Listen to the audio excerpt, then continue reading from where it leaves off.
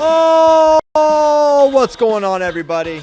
Welcome to episode 1163 of FloWrestling Radio, live from Austin, Texas. We are back from Zagreb, Croatia, joined by the usual cast of characters. To my right, James Dean Rader. He is here. To the left, always raising hell. Raise it, Spay. This is a little unpaid product placement. Yeah, if you follow Spay on Instagram, you know that he drank a can of hell before every session of the World Championship. Giving them a lot of free pub. I was powered by hell, so I might as well give them a little shout. Say your line, JD. You always say it when we talk about the devil. I actually You always say, and the devil laughs. Oh, and the devil laughs. You do the horns. Yeah, and then I do my...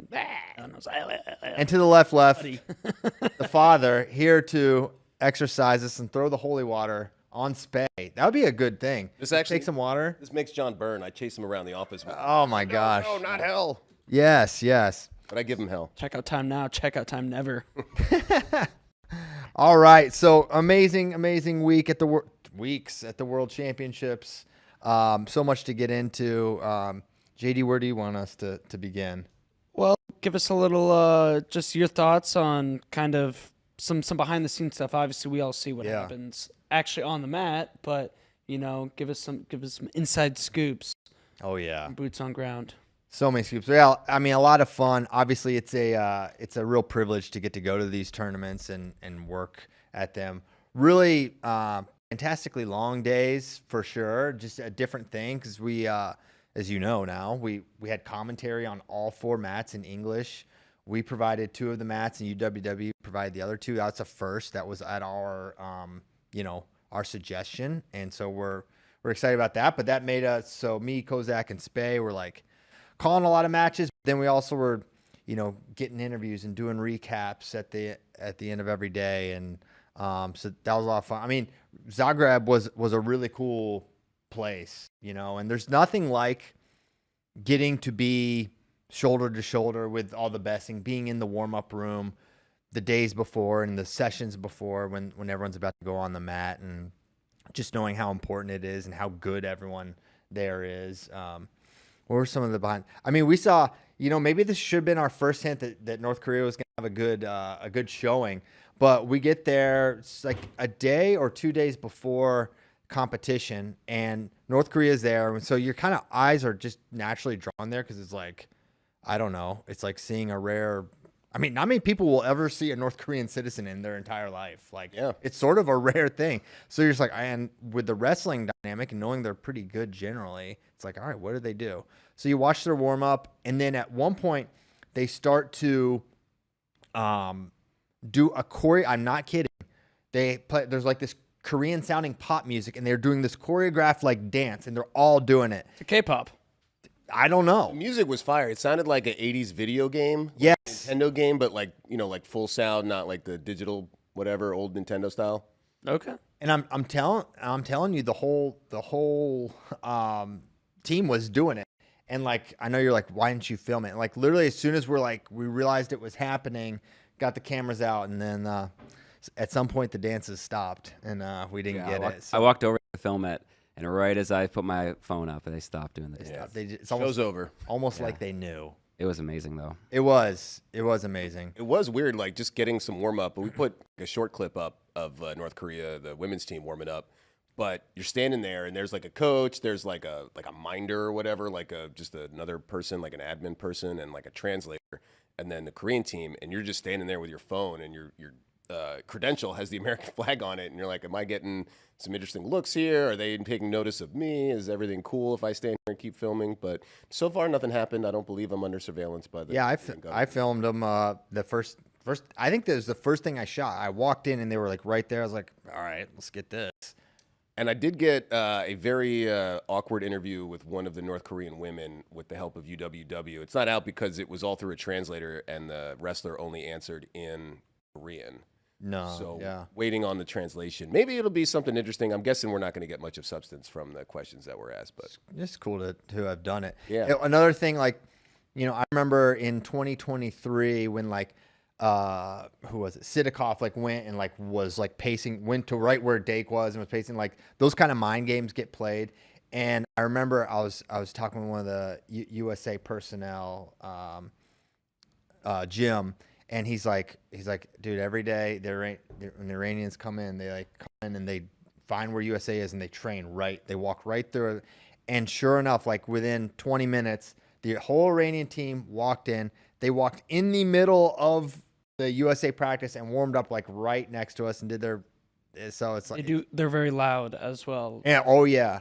And they Choreographed, warm up, and practice. it's like a high school team. Yeah. Just in not the skill level, but just like they have a captain and they count it out. And Zari led the whole Zari's warm up and drills and everything. Yeah, Zari's the Yazdani while Yazdani's out, but he'll be back. So yeah, there's a lot of like neat little things like that. I thought it was amazing. The Iranian team, they're doing their thing, they're warming up, and there's like 4 or 5, clearly not wrestlers, not coaches, but just guys with like GoPros and stuff, like in their faces. Yeah. They are the most filmed team I can imagine now. That stuff is all over Instagram. You follow the Iranian accounts, and it's in their face while they're doing drills, while they're warming up, every move, everything they do. So if you want to scout them, check it out. Yeah, you can scout them. We need to scout them.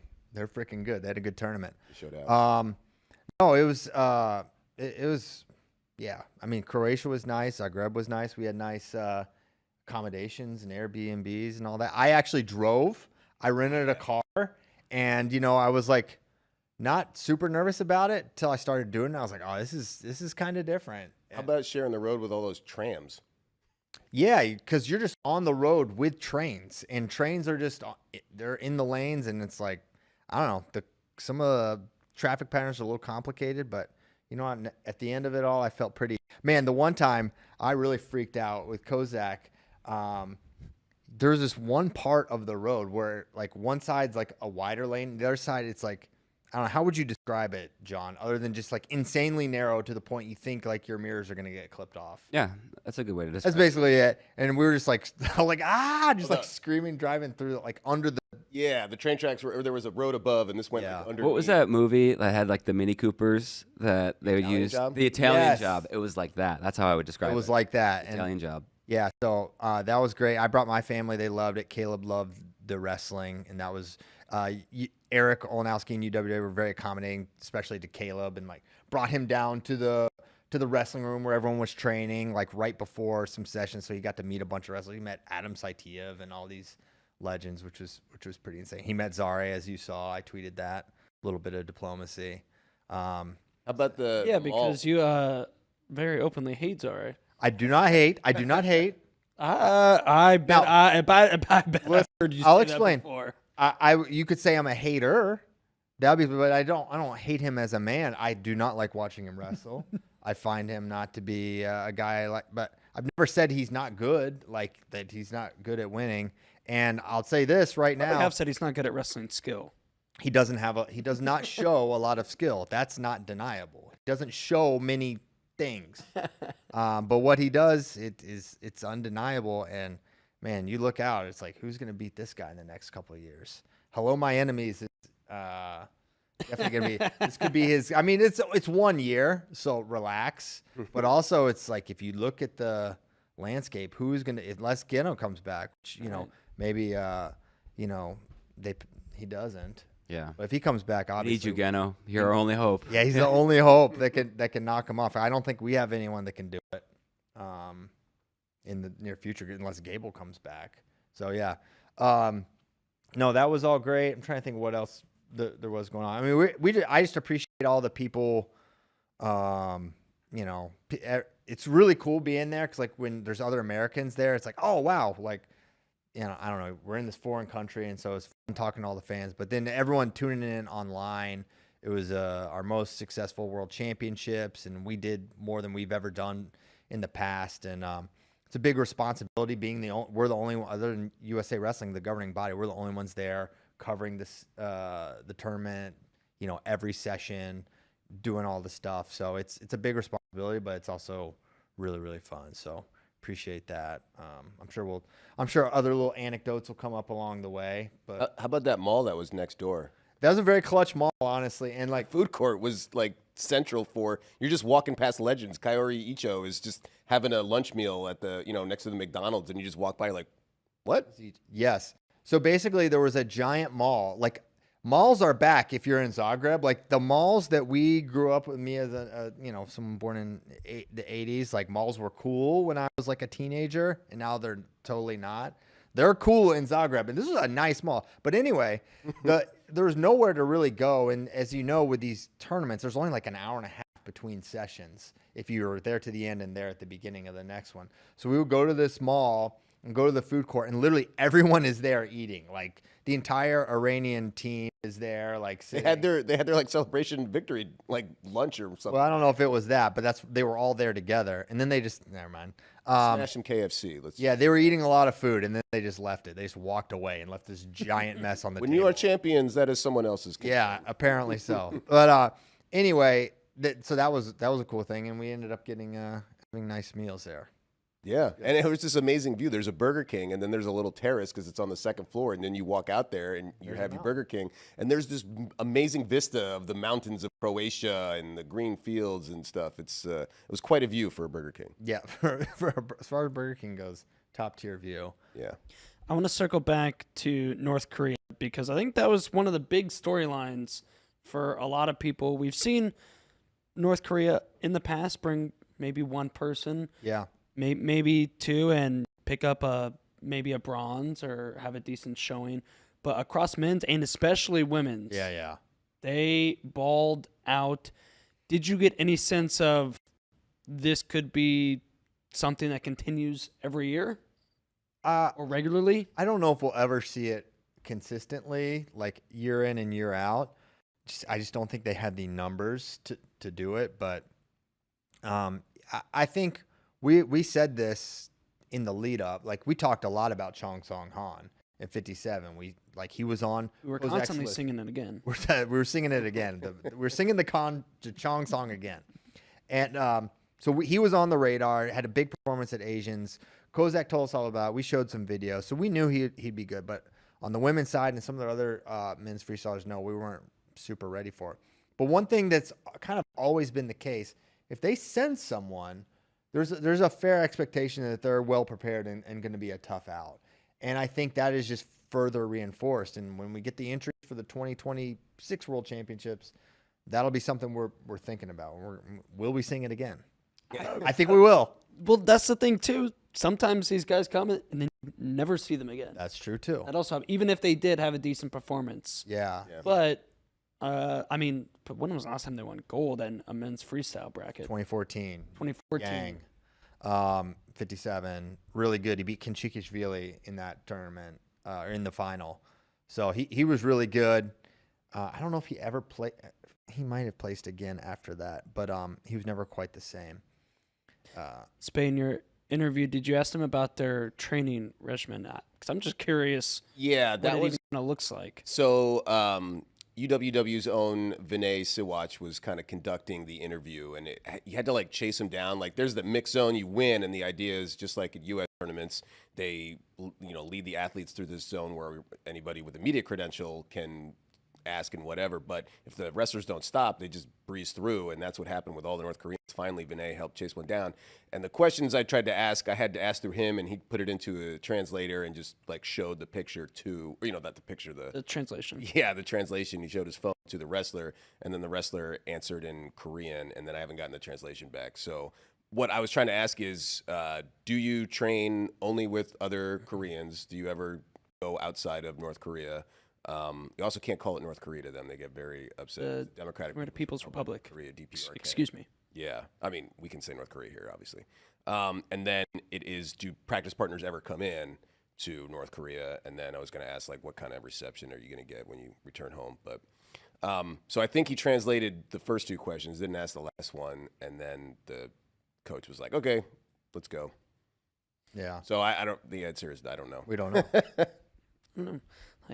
Yeah, I'm just curious as to how they train. Their style is amazing. It's like Caleb and I were talking a bunch about it. He's just fascinated by it because he knows like about North Korea. He knows like politically what it's like there. So he's just kind of like us, just really fascinated by it. And he's like, I feel like they work on like really good defense and just like big moves. They're trying to always like score big high amplitude points. And it's like kind of an amazing style to watch. Like Yeah. Han is just sending it. They have a really fearless style, and I thought that's a good observation, because like how they approach it and how they're like strategically looking at it, like you could tell they think about it so differently from how we do. Like I feel like they're playing the game.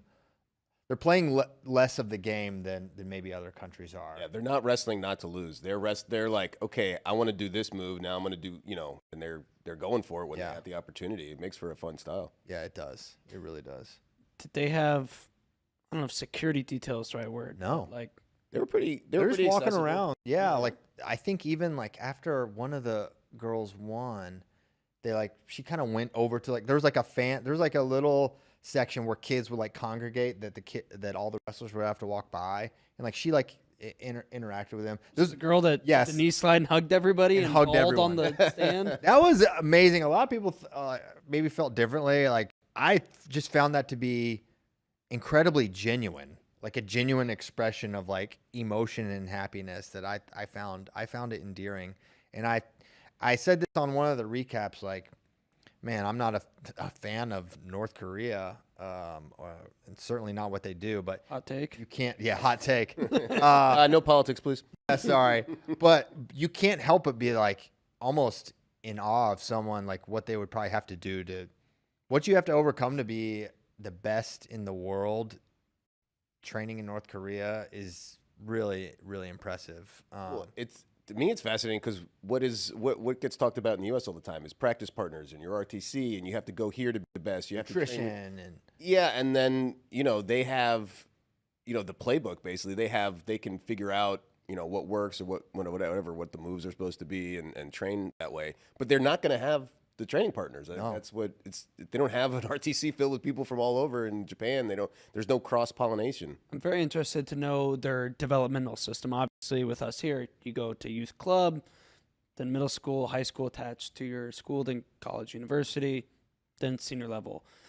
Is it like, are they picking these people out when they're 6 years old? Do they have clubs that some families voluntarily get to go to, or is it from the time you're 6, for whatever reason, we pick you as a wrestler, or is it when you turn we don't 16? I don't know. I believe it's kind of like the old Soviet system, assuming that they are continuing what the Soviet Union helped set up for them, and that's how Cuba used to operate for a long time. They're still keeping it going. They're like the last remaining bastion of that state-run system, and if you have influence, if you're part of the party's, leadership, then you kind of can help steer your kids or someone in a certain direction into a better life. Access to the different programs. But otherwise, it's you go through the system. The teachers, the people with power, kind of identify who they think would be good, the best for the government, the best for the state of North Korea, and then you're in that path. And the upside is you can really focus. A lot of the top tier guys end up you can They get a lot of focus develop and the attention. talent in Correct. whatever thing the state picks because they're putting all the resources and they make the decisions. The downside is if it doesn't work out for the wrestler, you're kind of screwed. Right. And that you get put in this path and it doesn't work out for you, there's no fallback. You're just And you're pulling from a small pool yeah. versus anybody in the country can throw their hat in the ring, theoretically. Yeah. No freedom. That's the main thing. All right. All right, let's talk USA. First, we'll go kind of just overall feelings on the team, and then we'll go more kind of weight by weight through men's freestyle. But overall thoughts on how Team USA performed? I think there's a lot of ways to think about it. Broadly, an amazing performance. I thought they wrestled really, really well, performed really well. I thought Iran really wrestled well. I think if you told me Wyatt scored no points, Spencer scored 4, DNP'd, and Iran did what they did, and Japan did what they did, I'd be like, oh man, we probably got slaughtered. Yeah, it could have been ugly. And it just wasn't. We were right there to win Worlds, and it's a year coming. I've been looking for the World Championships since the Olympics and since the Albania World Championships. Like, man, this is going to be great because I had to hear a lot about the other systems in Russia and Japan and how great they were and how, we should be, changing how we pick our team and how we develop in X, Y, and Z. And I knew it was a bunch of hogwash and had to hear it and hear it and hear it. And now we beat Japan on our far from our not best day with 7 brand new first-time world teamers, well-prepared bunch. I think the depth for USA Wrestling has never been better, higher, or of higher quality. I think our guys just making the team is such a gauntlet that in itself is, in many ways, the best preparation for success at the next level. And our tournaments, our U.S. Open, in many ways, it's more rigorous than even some of these world brackets in terms of how many quality opponents you have to beat to win them. So I was thrilled with how USA wrestled. I think having the most champions is a big deal. We had more golds than anyone, having 3 champs. No one else had 3. I think that's a great sign. Very impressive. And yeah, I think I just want to kind of go weight by weight. Maybe Kozak, if you have anything to add, but if not, Yeah, I think I said going into it that I felt like we'd be optimistic leading Worlds regardless, just because of where our team was at, how young it was, how many first-time senior World team members we had. And based on my rankings, I predicted us 3rd behind Iran, Russia. I felt like it was going to be a really uphill battle to win a team title. And, with hindsight, it's okay, yeah, we're right there. And, you hate to, you don't put it on one guy, right? Because it's all right, a lot of different things could have gone differently and we could have won, but a lot of things could have gone differently. We could have scored less team points. So I think you leave Worlds super optimistic about this quad. yes. And all right, this is the new standard for the men's freestyle team, is challenging for a team title every single year with the depth that we have. And if we don't, it's disappointing. It's disappointing. And I think that's a wonderful place to be in as a fan of USA Wrestling in our men's freestyle team. Yeah. And Iran really has had some crazy undulations in their performance. You think post 16, after the Olympics, I think even their Olympics wasn't good. And then they had a weird couple of years where we would, if those years happened to us now, we'd be holy cow, they finished outside the top 10 at a World Championships one and weren't invited to the World Cup. Crazy stuff like that. So they were burning through their guys. They kept moving up a lot of age level guys. They kept having that success, but then they would put them in the senior level. They wouldn't do well, and then we'd never see them again. Yeah, 2017, they were 17th, or sorry, 9th. 9th. 9th. A little better than 17th. Yeah. I don't know where that came from. That's okay. But yeah, so that was anyway, my point there being sometimes you have some weird years, but this was a great one. Why don't we start with Before we go weight by weight, I also want to say I'm very happy with this performance from Team USA. I want to remind everybody, even in our quote-unquote golden era of this past decade, we only won team titles in 2017, 2023 and 4? 2 and 3. 2 and 3, excuse me, 2 and 3. That's it. So even in these years where everybody thinks we're doing so well, we still weren't. I think we won 21 Worlds too, maybe. 21 Worlds. I think. It's not like we were bringing home every team title. Yeah. Guess what? A lot of times we weren't even taking second. We were taking 3rd or 4th, with Iran down too in some years. So to take second as a team, it's kind of all you need to say, where it's that was a good team performance. Yeah. But I did see the narrative being spun. Obviously underperformed at 57. Wyatt obviously underperformed. Jax is up, 8-1? 8-3. 8-3. Loses. PJ winning, then loses. David Carr loses 2 tough ones. Yeah.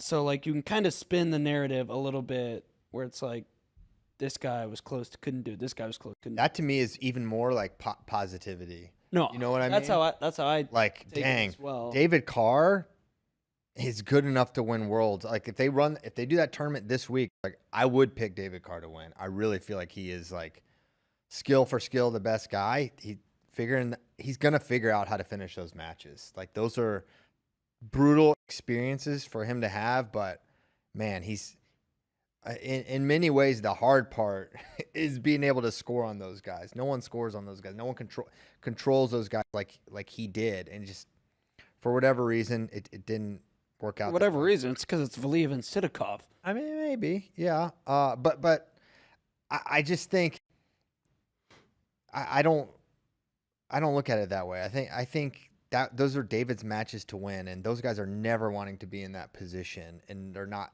like Sidikov, for as much heartbreak as he gives us and as clutch as he is late, he's not springing a trap at the end. He just happens, he is able to do something really special at the end of these matches against us. And same for Valiev, right? Like if Carr isn't going into Valiev's wheelhouse there with the 4 or 5 point lead, whatever it was, like he's not able to do that. True. Valiev's not a go and get it guy, especially as well as David Carr was wrestling. So that's just my read. I'm kind of torn on that match. Yeah. Right? Because I do think Valiev's a big time counter guy, and Carr got up, but he got up because he was shooting.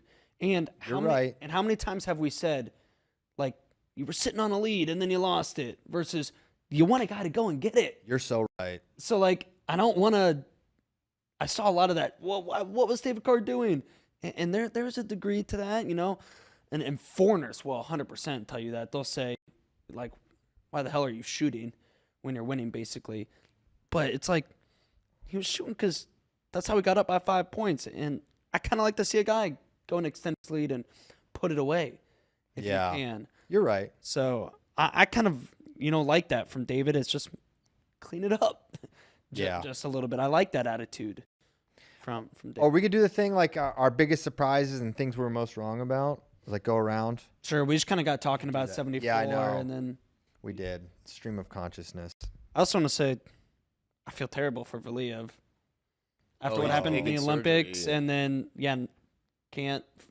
took everything in him just to get up from his torn whatever, clearly something's bad. Knee. It's reported that he's going to go to surgery, and I don't know how long he'll be on the shelf. But that injury, I couldn't hear it. I was too far away and didn't see it. But you could tell everybody that was watching heard it in the lower bowl in the stands, and there was an audible like, "Oh no!" Like, yeah, that was bad. Big time East Yeah. moment.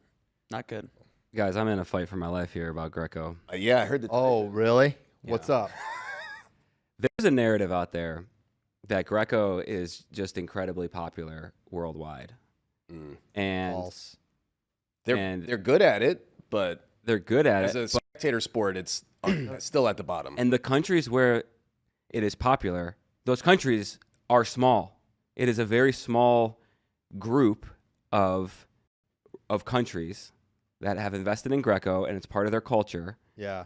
It's not like Greco is some... Yeah, there's this weird, like, I feel like it's like this, the wine and cheese, the cultured international wrestling fan likes to tell people that Greco's actually the most, that's not true. Right. Like, it's not you true by, like, Americans don't appreciate not true by any metric, viewership-wise, internationally. Talk to UWW. UWW says the same thing. Freestyle is worldwide more popular. Way more popular. It's just some weird thing that, like, people try to sound like they really know inside, but like we go to these tournaments, it's not as popular. It's not as well attended in venue. It's not as well viewed. And I'm not just talking about the American audience. The international audience does not consume Greco as much as they consume freestyle. It's not close. You've been lied to by the wine and cheese, learned, whatever. It's not as popular as freestyle. I was talking to, I put this in the chat, but I was talking to a Croatian teenager, a couple of them where, the security, and I was like, "Oh, you guys wrestle? You wrestle?" He's like, "Yes, but I like freestyle more, but I have to wrestle Greco because I live here." And like that was They don't train it. That was they can't train it because there's no clubs there. That's just part of their culture. But he's like, I really like to watch freestyle more. I like to wrestle freestyle more, but I can't because we're Greco country. Yeah. So it's like, oh, like okay, like that's your opinion, and it was like that was like the common a Better common shot at a opinion. medal. Greco is not more popular than folk style worldwide. I would it's not even close how much more popular folk style is. The folk style footprint in America is dwarfs Yeah. the Greco footprint worldwide. At places like Croatia, where Greco is more prevalent than freestyle, during the Greco matches, when their guys they won a medal at one weight, it was cool. They had like a club of people that were there to watch, but they don't draw. Like a lot of these, they bust in some schools. They bust, they try to get as many people in as possible. But there are no Greco competitions that aren't competed, in an arena. They're all just like high school gyms, basically. Croatia is a pure Greco nation, and there were more people at the men's freestyle than any other sessions by far. It was And not anybody close. who tries to tell you different is not telling the truth. They are 100%. They're lying. They're lying. They're a compromised asset. I do a show with some compromised assets about other topics, but here on this, we all know. Yeah. If you talk to just random sports fans in any country that's good at Greco, they will not put wrestling, any style, like on a list of sports that are popular. Yeah. They're not going to draw. Whereas in the U.S., folk style actually draws fans. People pay money to sit in the stands and watch them. You've been lied to. I'm sorry that happened, but on this show, we tell the truth. I think it's because these other countries that are small that do better than the U.S. in wrestling, so people just assume, well, they just have a culture of that sport. And it's just, unfortunately, that we just can't compete when other small countries focus energy on Greco. Yeah. But it doesn't mean it's popular amongst the people. Anyways, brief tangent. Back on track. All right, back to our men's freestyle discussion. Yeah. No man. I think the reason why we're so fired up about this is because we commentated Greco, and I'm sorry, but the sport is broken. It is it is. I don't care who knows that I think this way. The truth comes out. Guys, every single match is the same way. It's okay, who's going to get called for passivity first? This person get called for passivity. Other person goes down. Oh, no turns. One turn. Okay, he's down. They don't do anything for the rest of the period. Second period. All right, this guy's going to get called for passivity. No turns. That's it. It was so many 1-to-1 matches. Yeah. So many 2-to-1. The higher the level, the more likely the 1-to-1 This matches. is the most fired up I've seen you, Coach. Bro, you just have to sit there. Fighting for his life in the chat. Yeah. He's not going to stop. Yeah. We may change the topic, but Kozak's going to stay on. It was tough. It was tough. Commentating Greco for 4 days broke you guys, or 3. They really did. Oh, I did. Oh. And I respect, hey, listen, I respect them as athletes, incredible athletes, right? They're beasts. They're beasts. I don't want to wrestle them. I don't want to wrestle Greco against them. They'd kill me. But I also, something needs to change in order for Greco to grow worldwide in America. There needs to be change. You can't have, all right, 80%, 90% of the match is wrestled on the feet. 90% of the points are scored not on the feet. Okay, those two, that just tells you it's a very limited action sport, and that's not good. Yeah, the athletes aren't like, if you're up and close and personal, like watching that hand fight, like it's a brawl. It's a fight with no punches. One dude bled out. Oh, that was so bad. First time I've ever seen that. That has nothing to do with Greco. That is WWE needs to change this. There's no clock for injuries without blood, but there is a clock with blood. And the poor Iranian 55 guy, 55 kilo, he's like an 18-year-old. No, it wasn't him. Was No, it was not the 55. well, it was lightweight. What was it? Maybe. Yeah, he was definitely an lighter. 18-year-old. It was not. 72, yeah. Yeah. So not the 55 guy, but I called that match where he bled out, and He ran out of blood time because he got headbutted. So sad. and it's not his fault. Like, he's just wrestling normal. You can't stop having blood. What are you supposed to do? Just drain all the blood in your body? Then you die. Yeah. I gotta find this picture. How bad do you want it? It's crazy.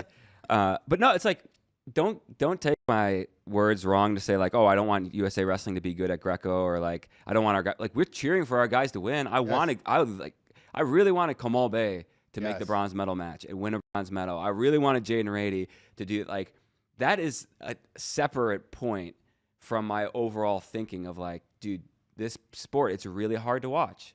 It's kind of a weird concept in general. You just can't touch below the waist, but you kind of can sometimes if you do a certain thing right. No cheek. Oh yeah, if your hands are on the waist and you're driving a guy out of bounds and then they slip and they grab some of the cheeks of your opponent, you will be ruled Oh boy, disqualified. You can put this picture This in. is this the is Iranian final. this is us after 4 days of Greco commentary. Bloodied. His lip kept bleeding, and they kept trying to stop it. And you're at the mercy of the trainers. Like if they're slow, if they don't wrap it up correctly, this and they run up, and it's a whole thing. they were hustling. And then, but I mean, there's only so much you do. And then he ran out of blood time, but it was fine, and they were going to finish the match. It looked like, and then his eye started bleeding, and then the officials like, sorry, you lose. Yep. Like, I'm not stopping anymore. You ran out of blood time. Better This is luck next insane. year. And then his opponent started like pumping up the crowd, like, yeah, I did it. Like, you didn't do anything. Like, I just That's kind of hilarious. Yeah. It's like a defensive back that does nothing and celebrates. Yes, I love that. yeah, Like- You get totally cooked, and the guy just like drops. Way it, overthrows him. that was painful to commentate. I think it was 72. Because it was the same guy who beat Sancho Yeah. beat this guy. But All right. all right, we got to talk about like actual Yeah. wrestling, Yes, we do. Actual wrestling. like Team All right. USA. Let's start 57 Kozak if you want to pull in these brackets. We don't have to get No brackets? deep into every match. Our beautiful brackets on our new Next- bracketing yeah. software, Next Gen. Hopefully you all use them for Yeah, the World dude, I Championships. had someone come up to me, and like out of nowhere, just like, I love the brackets. They're great. Look at the mini map. It's on the screen now. Mini map's big. So 57. All right, let's talk about Spencer Lee.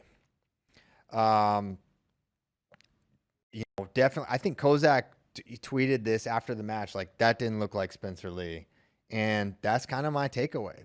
That like Spencer, for whatever reason, didn't have it, and people are like, "Is he hurt? Was he sick? Was it this or that?" Which are fair like things to like wonder watching a match like that against Haratunian, and he wasn't sick. He wasn't hurt. He just didn't have it. Wasn't feeling right. Whatever it was, it wasn't like anything on the an outside factor that really he just did not perform well. And they were it was my understanding is it was kind of on their radar the morning of, like Spencer wasn't feeling well. In the first match, they're kind of like, all right, this isn't great. Something's up. And then the Haratunian match was just a nightmare. I mean, it was, Haratunian, and like, if you want to talk about some of the things I was like most wrong about, I loved the Haratunian matchup because of how that guy wrestles really plays into the kinds of guys that Spencer routinely kills, right? Very active, a lot of attacks, a lot of mistakes. The guy will make a mistake and he gets in flurries and he's terrible parterre defensively. I like the matchup for Spencer. I was adamant about that for a long, long time. And he just blew his doors off, ran him over, countered him, stopped his offense, scored on him. And he ended up attacking him, as we all saw. It was just a match where it just felt like it's got off to he got the first points and then everything else was bad after that. He just didn't seem like he had that physical power that Spencer's known for. And ultimately it had disastrous consequences, and it played out how we thought it could. Like, man, we knew Chong Song was really tough and like could beat Haratunian, and that after he lost, it was possible Spencer doesn't medal. And ultimately that's how it played out. And, the margins are so narrow here. I think there's a natural, like, what does Spencer need to do differently? Does he need to change things up? I don't see it that way at all. I think, a lot of stuff has worked for Spencer Lee, and this is his worst freestyle performance of his career, bar none, by far. Seems like a dramatic take after one performance. Yeah. Remember, this is what got Spencer to this point. Yes. Is the Branson, the Hawkeye Wrestling Club, had a fantastic college career. Yeah. Just came off an Olympic silver. I think he needs to compete more. I think he needs to get overseas. I think he needs to wrestle at 50. Which he has been. He has been, but he didn't get to after Final X when he was planning on it and didn't end up getting to for whatever, reasons, good reasons. And I think the more he's wrestling down at 57 and competing frequently, like, it's a different thing. Spencer has obviously gotten bigger. Everyone has seen this. He's not making weight 15 times a year like he did as an NCAA wrestler. He's doing it. How many times did he make scratch 57 this year? Like 2, 3? Like Final X. Final X. Like, I don't think the ranking series. I think it's plus 2. Plus I think. 2 yeah, kilo. which is insane. It Why are these rankings? 4.4 pound allowance is dumb. You need, Something that affects world championships. especially at the lower weights. I mean, it really should just be scratch. I think that is a clear having an allowance. Just it's kind of amateurish. Like, oh, this isn't a real one. Amon didn't even make weight. Amon didn't make weight. Yeah. Is that I saw he was a scratch. Yeah, he missed weight. Missed weight. Missed weight, and we knew he was big. Which, in like hindsight, you look at the 57 bracket, the bottom side was just wide open. He freaking. I mean, Yeah. you can say this now, and you don't know, but like I think he probably makes it. The top side was tougher, but it wasn't like, oh, we're worried because it's Spencer Lee. This was the take I was wrongest about the entire world championships. I was saying Spencer next topic. I put him up there with Zare in my confidence radar, and obviously could not have been more wrong.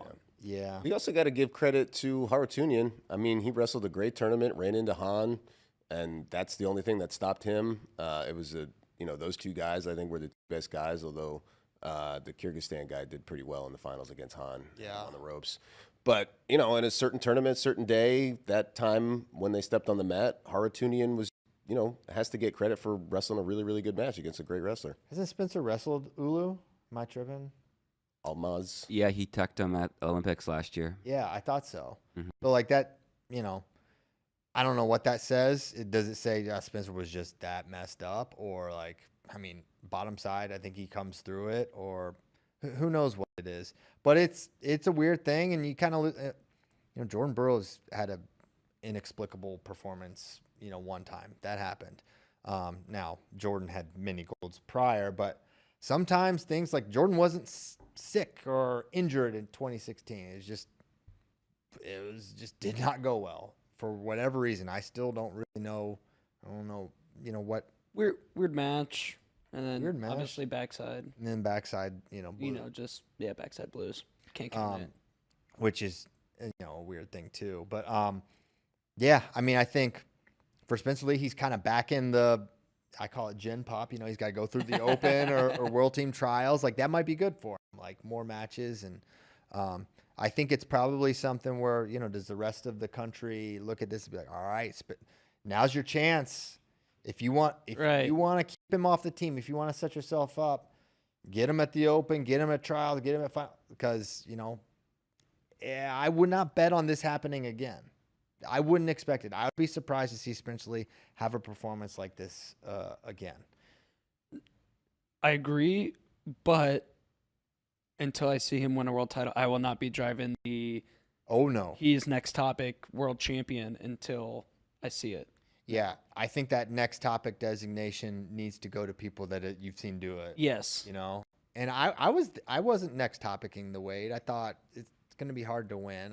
He was still my pick, obviously, but This is a tangent, and I don't know if we want to go down too far, but domestically, I still see Spencer as almost the next topic. Yeah. So who is stepping up? Who is eyeing in the Gen Pop that Spencer's in there? Who's going to be able to step up? Because to me, it's like, bad tournament, whatever, DNP, but he's still our best guy.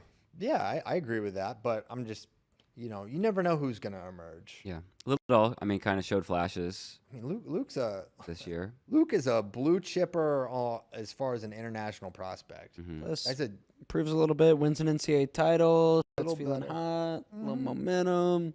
He's got a U17 and a U20 things goal. can happen. I mean, and like Luke has the great advantage of knowing exactly who he has to beat to get off on the team. Yeah. Like, you can really, cater a lot to that kind of thing. Can he implement it? I don't know. But that's an advantage. And he's in a great training place, and he's a good prospect. It is interesting, like with hindsight and going back to some of Spencer's interviews and like his own words and like frustrations of feeling like I'm not wrestling in competition like I am in the practice room, and like we were all like, well, yeah, but you're still the best in the country, and so maybe that played out at Worlds to where you kind of got to look at what he was talking about, and he's like, I got to figure it out. And so Yeah. hopefully we'll see him figure it out, because I think we all know, like, when he does, he's the best. You do wonder on the psychological side a little bit. Like, you talk to him and you hear what he says about himself, and you're like, man, it's almost like everyone sees Spencer differently, almost from how he sees himself at times. So you kind of wonder, how does that? I mean, he's such a good competitor. It's like, all right, this is part of it helps him in some way to think, or at least talk about himself in this way.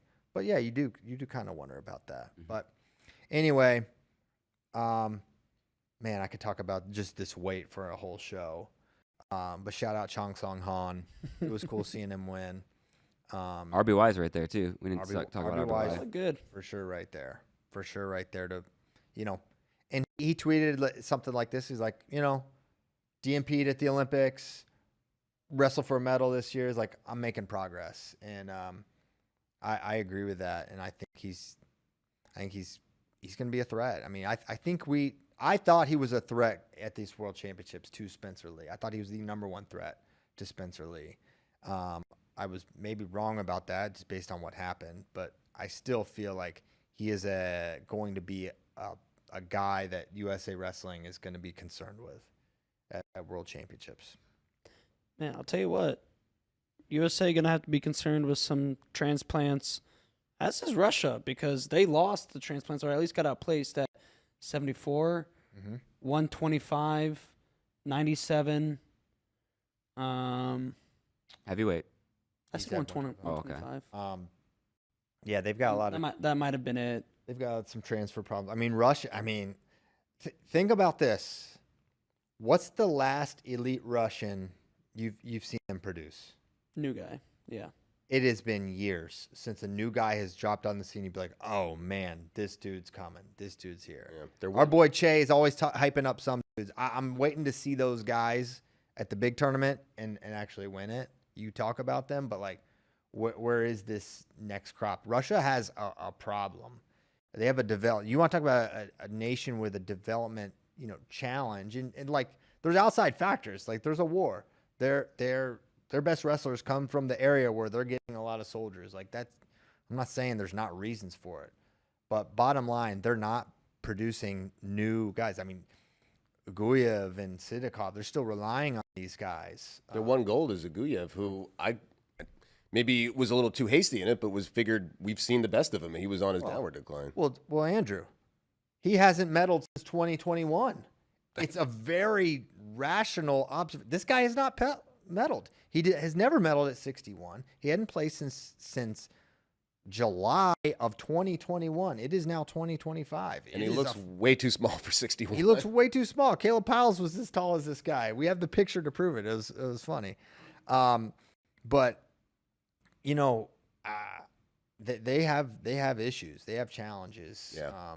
And yeah. You don't feel like the depth. Like when you watch Russian Nationals, you're like, man, any one of these killers, whoever makes the team. Now it's like, man, if they don't get the right guy to win Russian Nationals or something, if he is a bad Russian Nationals, they're going to have to do that move where they just think about our depth. Think about 65 kilograms. Think about our U20 65 kilogram depth. Luke Stanich is our rep by on a razor's edge. Yeah. Beats Bo Bassett, who on a razor's edge beats Aiden Valencia, who has 2 wins over Real Woods this year. Like we just have an insane level of depth that I don't know if people realize, but it's really impressive. I mean, Levi Haynes did not win our college tournament, and he was the clear second best guy in the world at 79 kilograms. When you take everything but basically 57 and 125, you look at the trials process and you go, there's a ton of people. Like there were some surprises about who made the team. That's why we had so many new faces. Yes. I feel really good about 61, 65, 70, 74, 79. Those are deep weights in the U.S. Think about Trent Hidley. The whole narrative for this guy's career is how he is really good and doesn't win. He'd never won NCAAs. He'd never made a senior world team. And then he gets his opportunity. He's obviously gotten better, but also like he finally puts in he wins worlds. Yeah, he made a point of that after winning Final X. He's like, "Oh, it's good to finally be up top," because he made some some age level world teams, Yes. and would finish, silver medal and whatnot. And so he was like, "All right, made it to the top, made Final X. That felt good." But then you're like, "Oh man, if you could pick one guy to get over the hump and get that gold." That's why it was such an amazing match. Me and Kozak definitely broke some media press row ethics. I was by going cheering along. I didn't have no qualms about that. With the Iranian, they go just as crazy. But like, I mean, think about, we lost Aaron Brooks, David Taylor. We lost some really good guys from Vito Rujao didn't make the team, and for us to come back with the level of success we did, to lose those, because everyone talked about, this country didn't have, Japan didn't have Ono, or we didn't have all our guys either. And that's a certainty. And I never want to hear who's not there anyways. So like that's part of getting to the tournament. Part of the game. Got to wrestle who's in the bracket. Yep.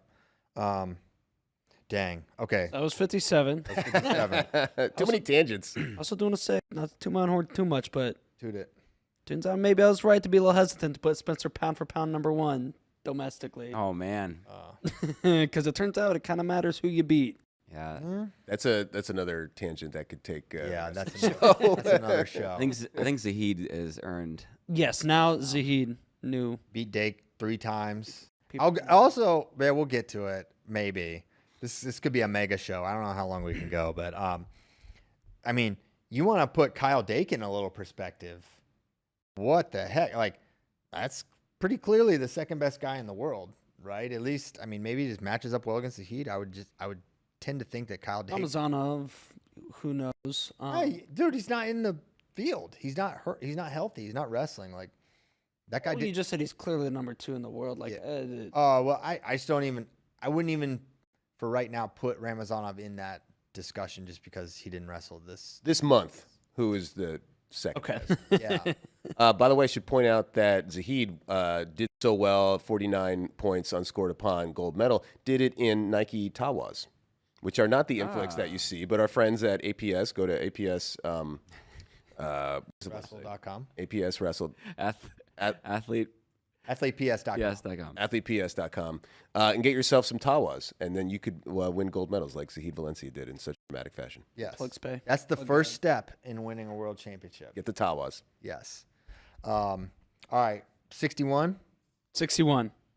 How we feeling about Jax? I Man. liked his performance. I mean, yeah, you can't be, and this is a big part of like, is what made this tournament so awesome is like, we actually did perform well and we brought home a lot of stuff. And then there's no reason to be anything but totally elated and excited for the future for so many of these guys. I mean, Jax and PJ wrestled like absolute savages in their matches, and they learned some stuff. Kaipanov at 70 is a mother. We knew Yesen Geldy was a big problem. Like, we were the ones telling you guys, Kozak put him on everyone's radar, and we said, hey, this guy's really good. You watch him, you're like, man, this guy he's a factor. Like, he kind of wrestled Dgoyev tough in a way, but then got killed. And so we knew that was going to be a hard match. And Jax was up 8-3. At the end of it all, as mad as I was on how that match was officiated and the way those calls were made and what I felt like Yesen Geldy got away with, like, you're up 8-3, you got to put the match away. And Jax, like, the big thing we've been talking about with Jax and his huge improvement is like his head hands is just like it's so improved. Guys aren't getting in, and it kind of he's got a little crazy at the end. And Yesen Geldy, and to give credit, Yesen Geldy injects chaos into matches.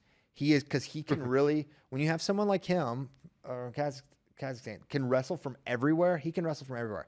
Upper body, leg attacks, defending leg attacks. When you have someone that threatens from every position, it's like it's easy to kind of get off your plan. And that happened a little bit. And like, not being able to challenge the singlet pool and everything that went down there. And like, for Yesen Geldy to get, I think, 4 different warnings in the last 30 seconds for variations of singlet pools, evading action, whatever, and there not to be a caution in one is crazy. That's just not how. That's just I'm not saying it was like rigged. I'm saying that's just not how it's called. And you watch, watch the 74 kilogram Olympic semifinal between Valiev and Jamalov. If you want a prime example of how that can be called on the other end of the spectrum. Yeah. So it was not officiated consistently with how we've seen it. I think Jack should have won the match rightfully without official intervention. And it's a bummer. It's a huge, Jax is 18 years old and just learned a really, really tough lesson that's going to help him. That's why like the age level championships are so great, because these guys, they get the experience, the foreign feel, they blow a match they should win, and it really helps them. Jax is getting that experience so young in his senior level career. You wish it didn't happen. For someone like Jordan Burroughs, he didn't have to go through that, but pretty much everyone has to go through like kind of like a gutting sort of loss like that, and he'll be better from it. Shout out to Zaur Aguyev. Jax could have won that match too, really, and it got away from him. A couple little things, couple flurries, and Jax wins it. But that guy was the best dude in the building. You put us on the bottom side, Jax Force makes the finals. That's just a fact in my mind of what would have happened. And maybe we lose to Aguyev, but that was the best he'd looked since 2021. Two things from there. First, I feel great about the future of Jax, but I will say not actually bringing home a medal stung big time for me thinking about Jax, because as of right now, he's not a next topic automatically on the team guy. For sure. And at 61, you're never going to be basically a next topic gold medal guy. You can work your way into feeling really good about a medal, but this like could have been like almost like a legacy type thing where we look back at Jax in a decade and it's like, oh, he quote unquote only won, say, 3 or 4 medals versus like just that one extra medal can kind of pad a legacy. Here's why I think it's good, actually, because for Jax, we are always talking about his growth, like how big is he going to be, where's he going to wrestle, where's he going to settle at an Olympic weight, and sometimes if you get that medal, I think this happened with Gilman. I think Gilman's talked about this. It keeps you down at a weight because very few people. Kyle Dake is one of the few people to ever like turn down the Final X buy to go up a weight class. Very enticing. It's enticing. So if Jax medals here, how do you not? Do you end up saying, "I'm going up to 65"? Now, maybe Jax will be at 61 next year, but it'll be because that's the best weight for him, not because he wants to hold it down in that advantage. So I think there's a positive to be found in every result, and I think that's my big takeaway for Jax. It's like, no, this could be the thing that sets him up for a great run at 65. So I think it's good in that way. It's true. My other tangent from that was, I understand, but I kind of don't like how strict UWW officiates, quote unquote, like fleeing at the end of a match. Mm-hmm.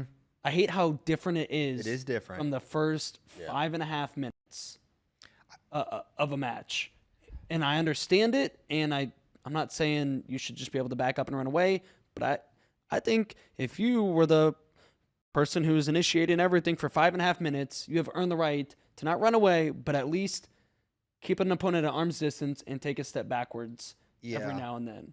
And I think he was able to. Yes, and Gelde was certainly given that freedom. I think they call it as best within the rules, and like we don't have like the stalling.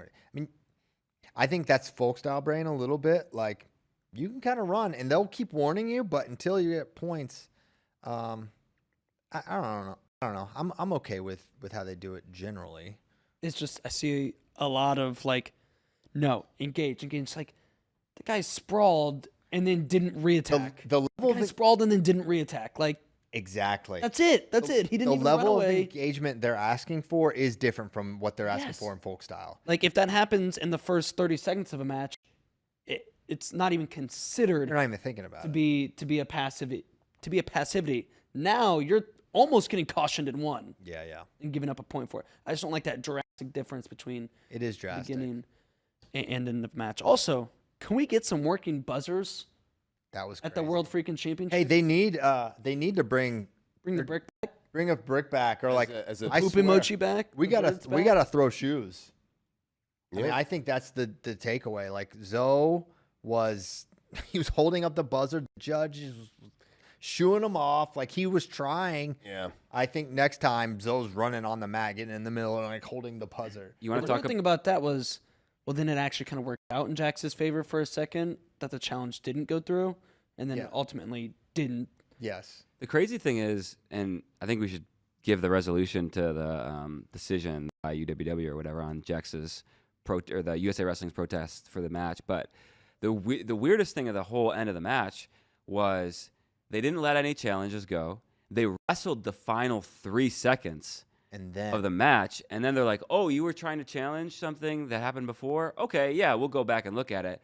And then they put time back on the clock, which is like, I don't know. I watch a lot of international wrestling, and like, you don't ever see that happen where they put time back on the clock and they go back and challenge. It's like, it just felt wrong. Is watching it, and then also being a Jax Forrest fan, being a USA Wrestling fan, we're like, no, like it can't happen like that. Like, yeah, oh no, like just such an unsatisfying. yes, Yeah. yeah. Especially after such a great run. Like you said, this is great experience for Jax. I was very impressed by him.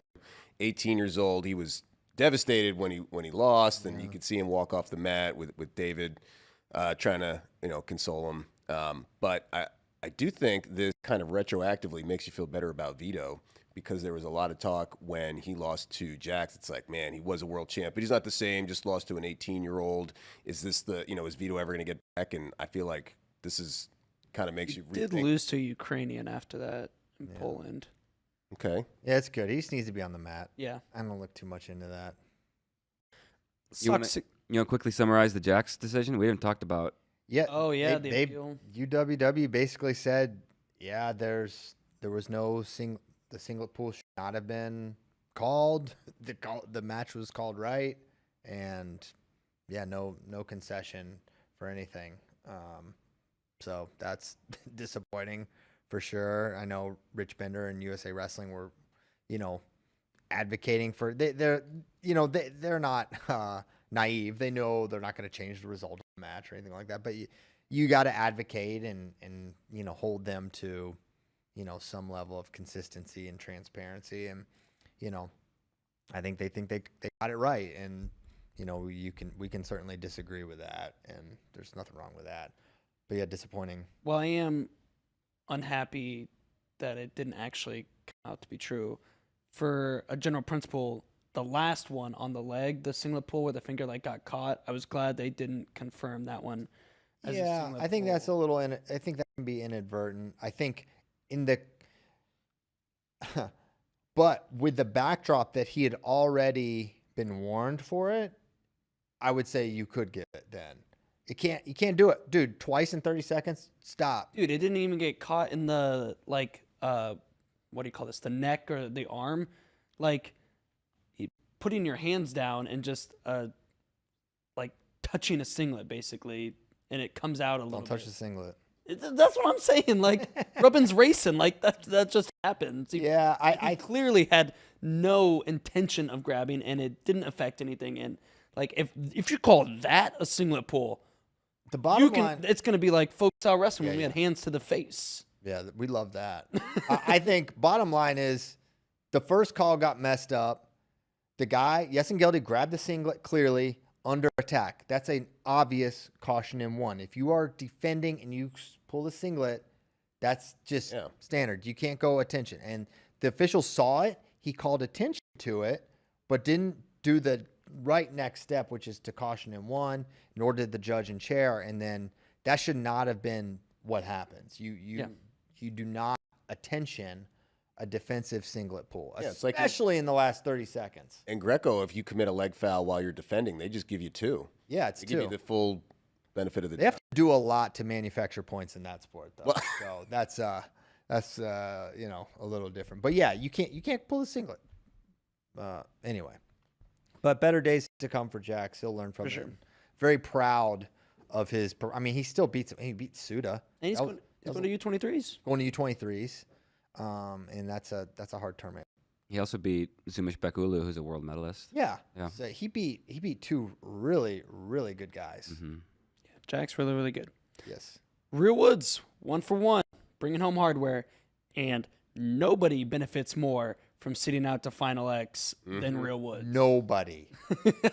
Nobody. It is so big for Real to get that bye to Final X. And what a great performance. The draw, as soon as we saw the draw, Kozak and I were like, this is great. This is actually an awesome draw for Real Woods. The bottom side was just way more full of landmines. Like Sebastian Rivera didn't even get a medal match. And that's a guy that medaled at the last 2 championships. And he was in that bottom side. We knew, getting Amazat early, it's not great, but there's a lot of benefits to that. One, you feel good he's going to pull you through because there's no one else. I don't think there was another world medalist on that side. So you're like, okay, Amazad, if we beat him, that's amazing. But if we lose, he's going to pull us through. And then who do we have to beat to get it? And we said Sujit was the guy. I mean, we said it all before the tournament. Sujit's the toughest guy for him to beat. He can beat him. He's a legit guy.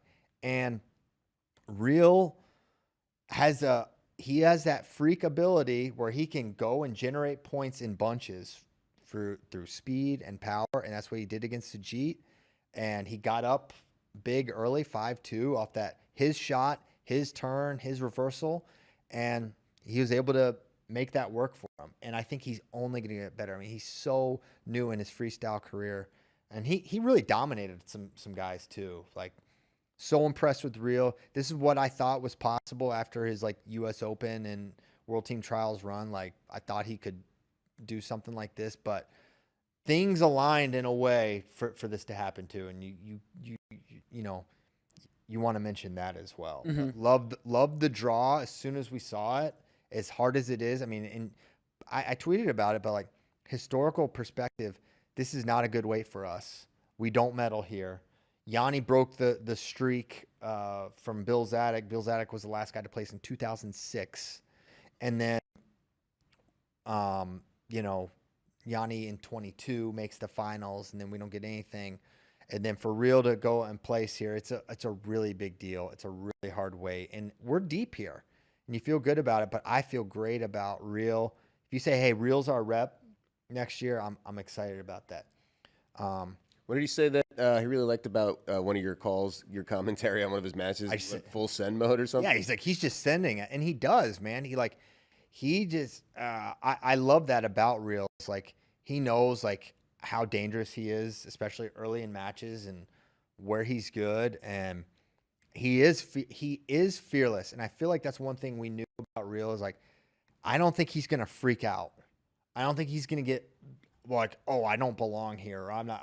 I don't know why. I just felt like Real's not gonna feel that way. He got a lot of confidence. He's got a lot of confidence, and it's not false bravado. I think he really thinks he's that guy, and he showed it. And a world medal is a huge achievement. And man, I'm so pumped it played out that way for him. And even against Amuzad, Real just is like, all right, I'm just gonna go nuts and try to beat this guy 100%. Heads up. Where it's like, I think we said it in one of the recaps afterwards. I was like, maybe if you wrestle a little more tactical match, it could have been closer. But Real just like, he just went for it, and he did. Yeah, it didn't result in victory, but it was fun. It was kind of fun. It was fun. It was a fun match, and like, Amazad is such an his tournament is so interesting, especially when you factor in the 24 Olympics.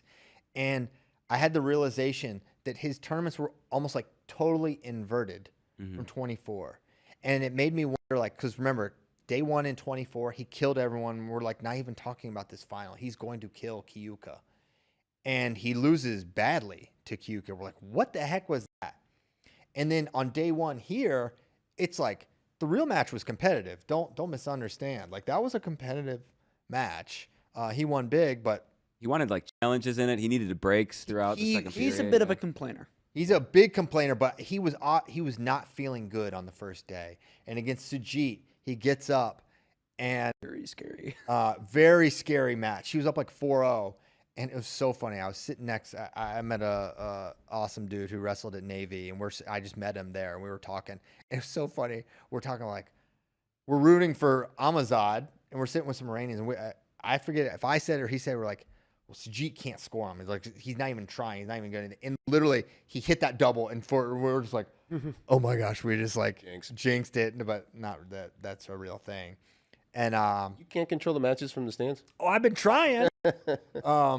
And then so he just hangs on there like, oh my gosh. And then he blanks Biabani, and you're like, okay, good. He pulled it through. And then, and then he kills Kyuka in the final. So it's like totally reversed. And it made me wonder, did Amuzad like totally like sell out on day one of the Olympics, eat a bunch, get big, and feel way too good, and then just the cut tanked him on that second day? And like, and this is something I said about the who was the Fogot.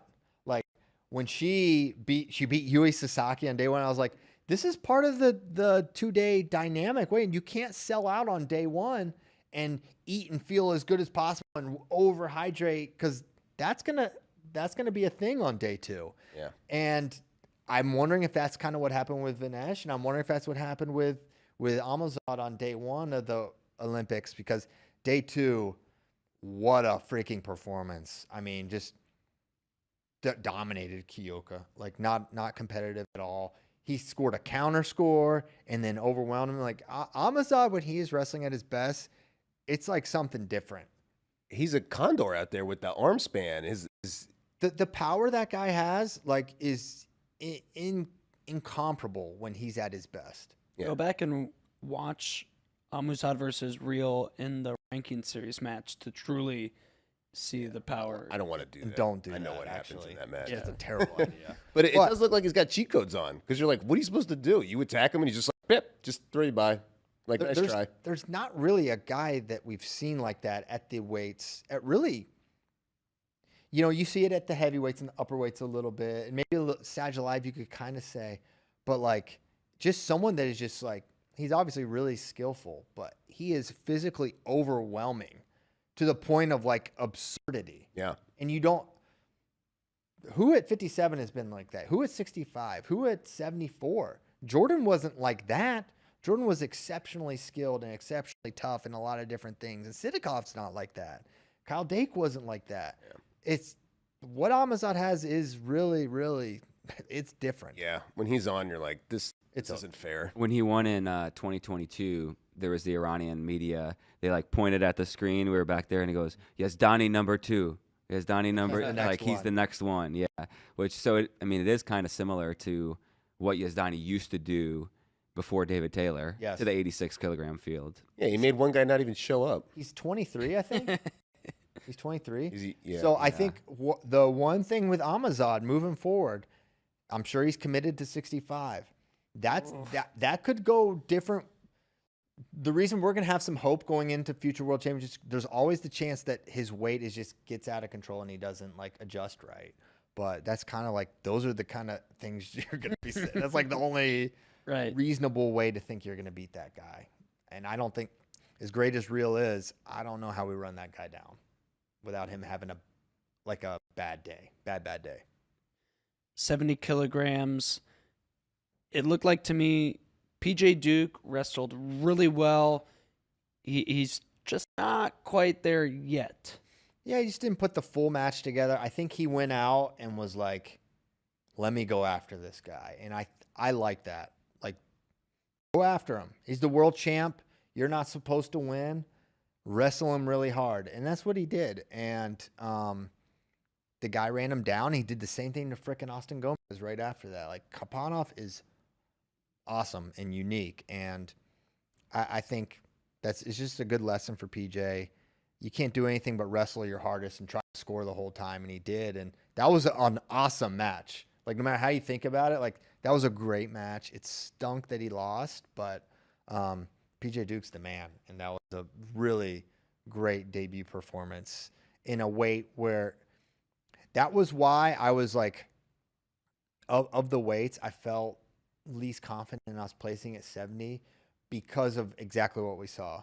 Kapanov's really good, but there's a lot of guys that are really good at this weight, and there's no guarantee that you're going to get pulled through. And there's so many guys that I felt like PJ could beat, but they could also beat PJ, and that's a recipe for a DNP, and that's the way it played out. And he lost to Tumor Ochir, and Ochir lost to Ayagi in a weird match. And I don't know if we have to get into that, but that's a grounding disaster piece there. Yeah, the Kaipanov Tumor Ochir match was really hard to watch because if you know anything about Tolga, it's like he's really good in that over-under position, and he just kept getting caught there. And like Kaipanov, the story of his tournament until that point was like, oh, not the best first period, really good second period, and Tolga just did a really good job of shutting him down, and Kaipanov couldn't get working to his offense, and it was hard to watch, knowing it was like, man, So frustrating. Yeah, it is frustrating because you hit like when you got to stay out of the over under, and when you're in there, two things: you're not scoring on Tolga if you're in over under, and two, it takes time to get out of it, to just wrestle out of it and get back to square one. So every time he got in there, it's like, this is 25 seconds of the match where you're going to be here and like trying to fight out of it. And then you can like perhaps try to score. So that was totally frustrating for sure. There was a plenty big break between the quarterfinals and the semis. So I don't really think this affected Kaipanov, but the fact that he had to go through 2 wars with Americans and Gomez representing Mexico, it's just one of those things where you see it, when Metcalf used to have to wrestle Tagavi, and then Tagavi would lose the next round because it's like it was a half hour later and he was totally spent. Maybe I'm just, thinking of that just because it eliminated both Gomez and Duke, and we all wanted that in the backside to happen if Kaipanov would have made it. But that was just the round of 16 to the quarter is a quick turnaround. Yeah, that one is, yeah. Especially if they don't fill in the mats when there's like a backlog, so that like every match is already assigned as soon as the session starts. And so of the 4 mats, if you have a lot of injury time or whatever on one mat, you'll have like 4. 2 or 3 matches to go when the other mats are done because they hold for the quarters. Yeah. And if you're on one of that mat, you might have a really quick turnaround. Yes. Yo, Austin Gomez is really freaking good. I know.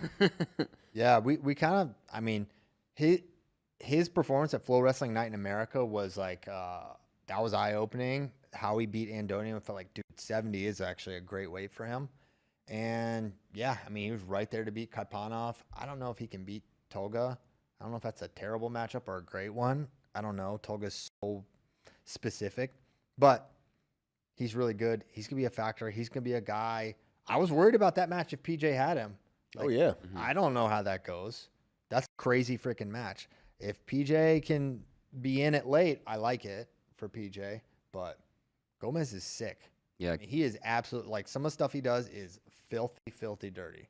He goes full send quite a bit. Congrats to him. He had a baby like a day after the tournament. Oh, yeah. John Kozak has. And now he's got dad strength. Talk about what that's meant for you in your career. It's been great. Yeah. Yeah. Only good things. Too bad he retired before having children. Yeah. From competitive wrestling. Yeah, that's good for the rest. What could have been? Yeah. Maybe the biggest what if. Yeah, one of the bigger what ifs. A motivated father. Yep. 74. I was also going to say, tip the cap to Cliff King Wrestling Club. Yeah. Bringing home a medal at 65 and right there at 70. Yep. Tip of the cap for sure.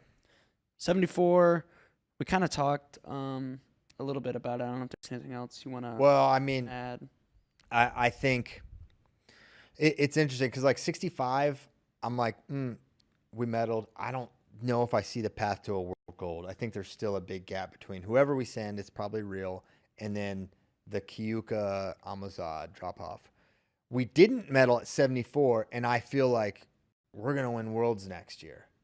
David Carr is that good. David Carr is that guy. He has made, I think David Carr from Final X to now is a different person, different wrestler. So you writing off Mitchell? No, I'm not. I think it's just like, I think that's what's great about it.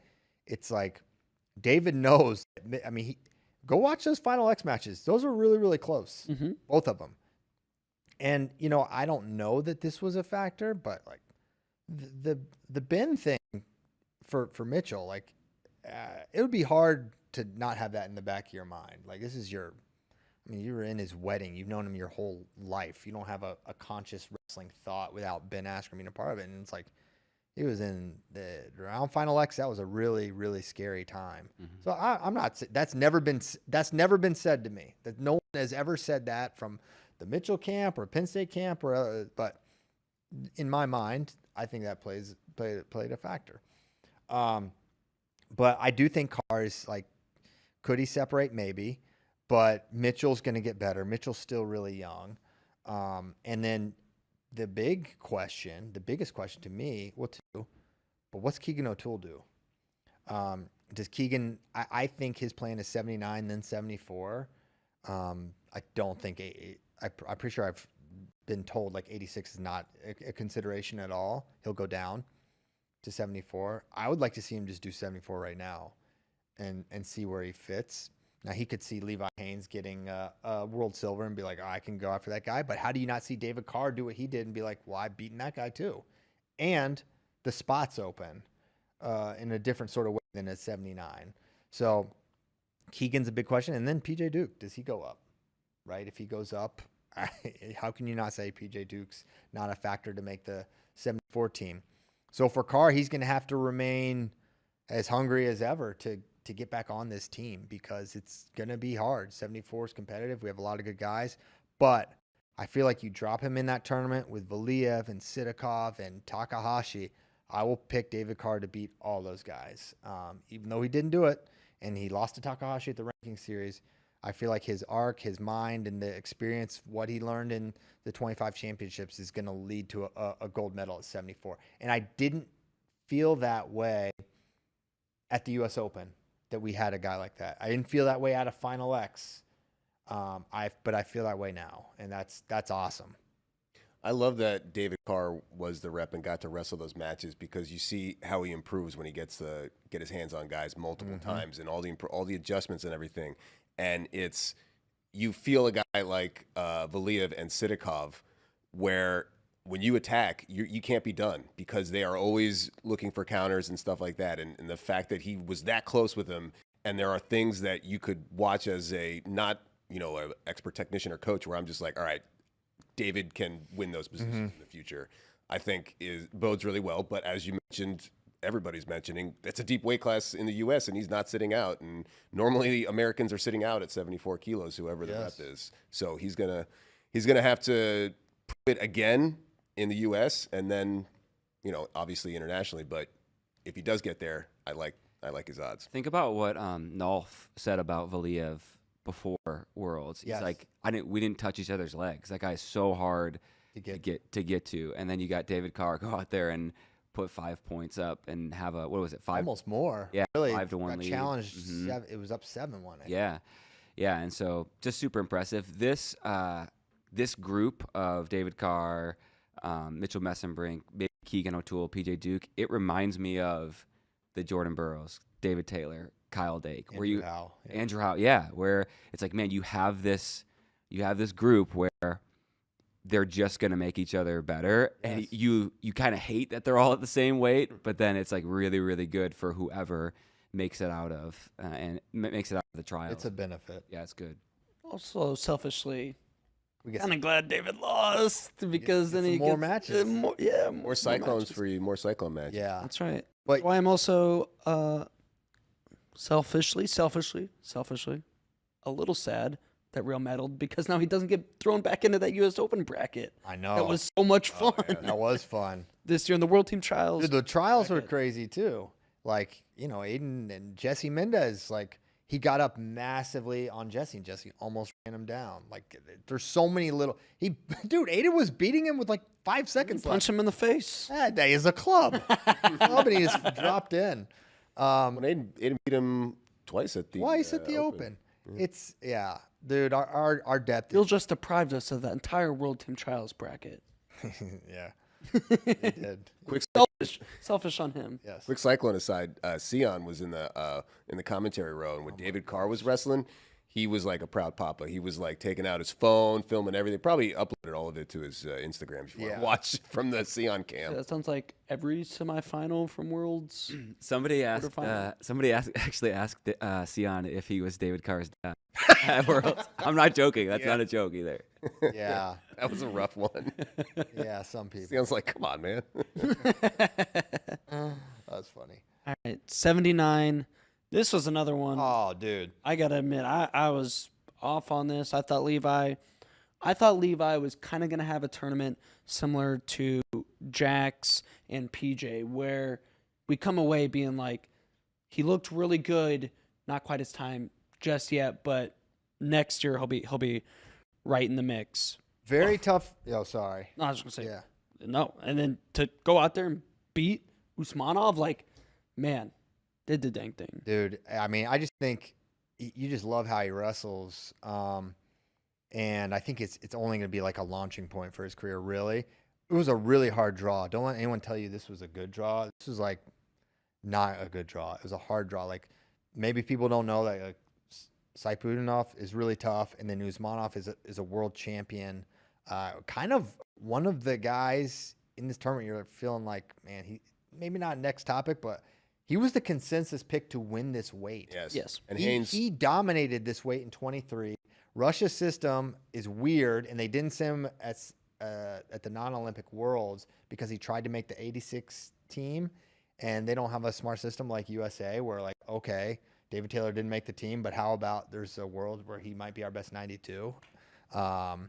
So anyway, they didn't do that, and so he didn't go last year, but I mean, he broke that guy. Yeah, I was going to say, don't let anybody say that Usmanov, he DNP'd, so it's not the same Usmanov. He had two tough matches in this bracket, Sheikh Jamalov of Romania and then Gam Kralidze from Georgia, that he looked like old Usmanov, and it looks like he was going to beat Haynes until Haynes dug deep and found a way. Yes. Haynes wrestles kind of like how, respectfully, guys 15 years ago when we weren't winning medals, if you gave them increase their actual wrestling skill by like 10%, Yeah. because you gave them that straight old school brawler, Dude, but then he also really bump up your wrestling technique by just a little bit enough. That's what Levi Haynes has, and that's what makes him so awesome. And he just ruined Usmanov's whole weekend, and that's Oh. when he came back in the backside. Then it was a different Usmanov, but only after Haynes just ruined his whole. Yeah, we ruined his life. Yeah. It was just like that was like one of the first like amazing moments of Worlds where you're like, oh my gosh, Levi Haynes just did that. He just beat the world champion. Like, he did it in such like a cool American way where that guy tried every freaking trick in the book. Yes. That match was tailor-made to be the frustrating American loss. Like, that we see, we're like, oh, he did all this stuff and he took all this time and he wasn't tired and he's faking and da-da-da-da-da. And they should have won. He got the step, or he got the takedown. They gave him a step out. It was He was supposed to get 2. He got 1. All this stuff, and you're like, dang it. And then he just finds a way. Right, left, right, in on the single, backside, finish. Crazy, crazy moment. And then, man, Kugi from Greece is freaking awesome. We've been telling you about this guy for a while. He's been on our radar since 23 Worlds when he gave Dake a war. He beat Kadi Magomedov. This dude's really good, and he got way, way better. I'm curious what he does in Olympic years. Does he come back down? He was way big, way bigger than Levi, as was Usmanov.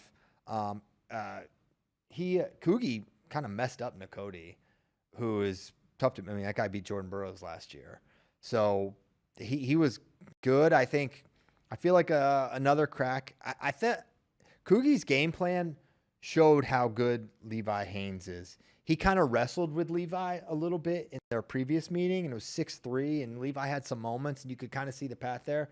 And he said, no, I'm really going to limit exchanges. I'm going to be – it was amazing hand fight, thumb block, keeping them at arm's length. Like, it was just a really smart match from Kugi, and I thought a very respectful one, like understanding, like, if I'm in a bunch of exchanges with this kid, I don't know how it's going to go. I know I can control this hand fight.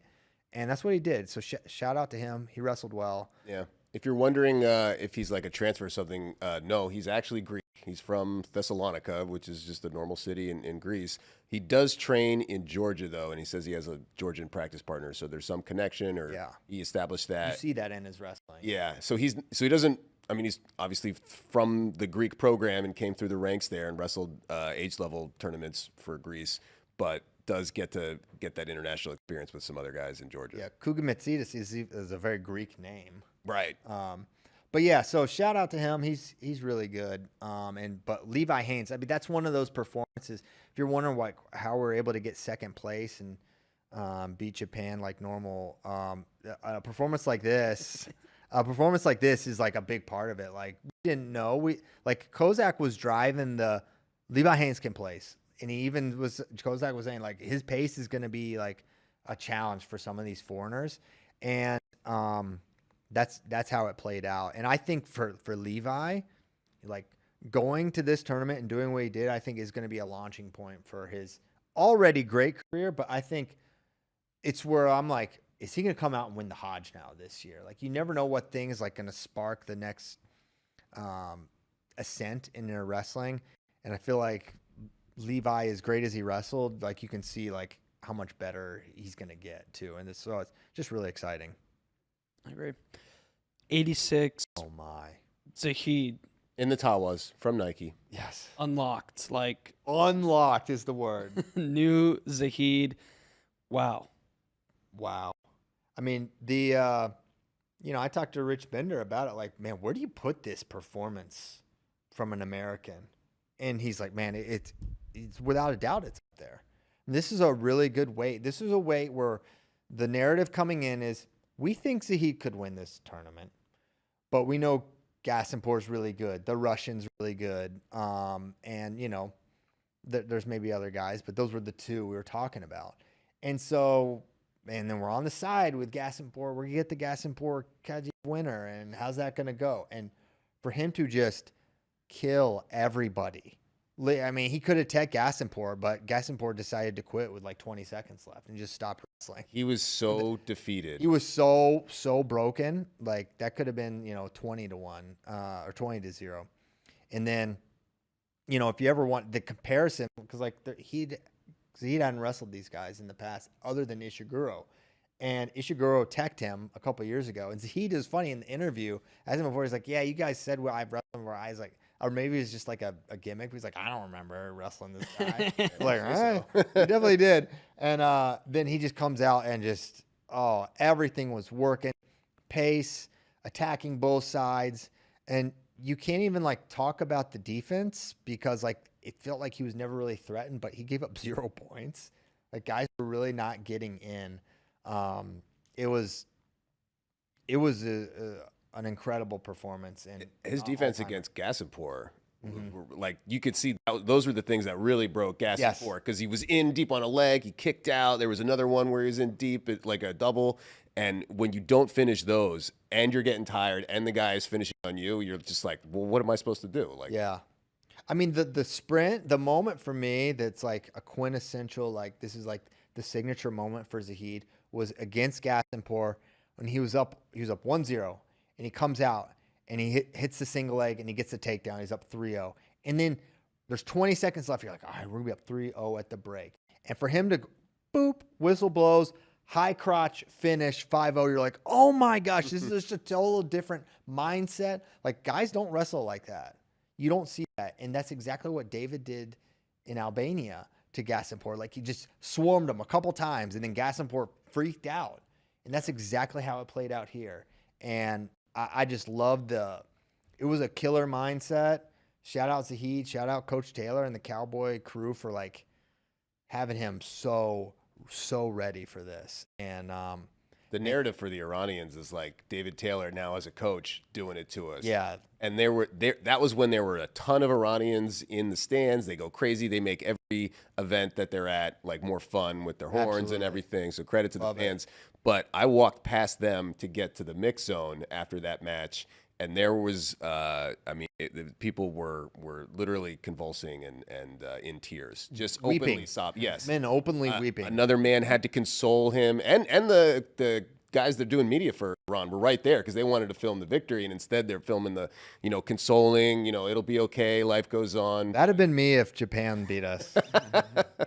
Spade just consoling, weeping. Yeah, and then there's someone there getting content like Yeah. broken CP. Yeah. But It's wa- funny but it how wasn't that way. much like a celebrity David Taylor is. Oh, Even, like yeah. in the in the practice room, whatever, the day or two beforehand. Like people are coming up, athletes asking to take pictures. Yeah. Even Iran's coach like came up and was like started sparring with David, and Yeah. they really do admire him. I felt bad for him at U20s because he'd be with his athlete, like on deck, like about to walk out. They don't have the same like and somebody would be like, "Hey, can I get a picture?"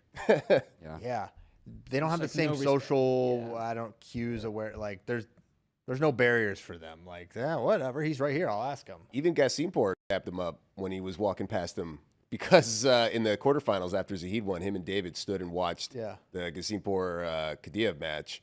And Are you just now calling him Gasimpor? Are you changing it You up? definitely put a little flair on it. Gasimpor. Gasimpor. Right. Okay. So sometimes it comes out a little differently. Okay. Just making sure. You know, Sometimes you he doesn't have a domestic name. get fancy with the name sometimes. So I'm making sure I'm not missing something here. 'Cause you're kind of like you're a little wine and cheese. Well, that's how it's in- You're a that's little in wine and Farsi. cheese with it. You don't I had some wine at the did. at the reception. Oh yeah, we know you had an extra cup. We know all about that. We were getting accosted by some. I was enjoying the wine and cheese. Yeah, you were enjoying the wine and cheese while Kozak and I were just getting yelled at for crazy reasons. Yeah. Well, you guys were getting the business. I was Yeah. enjoying the finer Yeah. things in life. So We're being okay, accused. Gasimpor. We're being accused of not covering the tournament. We were actually there covering. That It we were was covering. It was a pretty crazy moment. Cameron gave David Taylor a Yeah. little dab. That's his friends call it. Yeah. Yes. Yeah. Oh man, he hit him with the two. He went everything. Yeah, Zahid was. I mean, it's just awesome to have a. Now it's like, dude, your mind gets carried away when something like this happens, but Goes to Dake. you're kind. Well, yeah, it goes to Dake. Like, wow, Dake's still really good. I don't know how Dake runs him down. Well, that's where my mind went. Like, so there's no way Dake now is like, maybe I do go 79 for a year or two, even though it seems like he fully committed and then got beat. I think you have to. I mean, it's like, I don't know. To me, Kyle just only wants to win the Olympics. He's already done world titles. I've Yeah. done world titles. I would love for him to say, another world title would be awesome. The Zahid Valencia, well, that's a problem for 2028. I'd love for him to say that. But I don't know if he will. But yeah, I mean, like now with Zahid, you're like, is he going to run the quad? We haven't had someone do that since John Smith, like 26, 27, or 25, 26, 27, 28. Could Zahid do that? On paper, it's like, yes, but then statistically, there's like so many things can go wrong in there. Yeah. There's still a lot of killers out there. There are. But man, I don't know. Think about like what Yazdani's not coming back to this weight. Right. Russia, we're looking for you. I mean, Kadzhiev is Ramazanov looms. Ramazanov looms.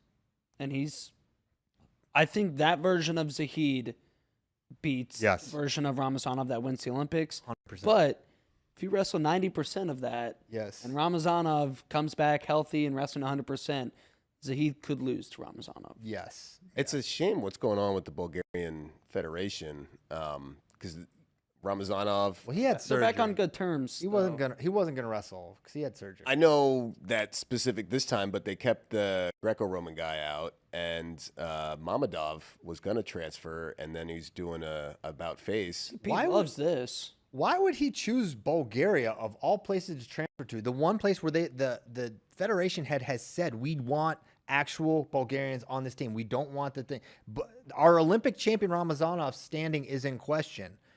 And Mamadov says, I'll choose that country? That's preposterous. It was a recent change from the Bulgarian leadership where maybe he started the process before that happened, or there's still people in Bulgaria that are trying to fight the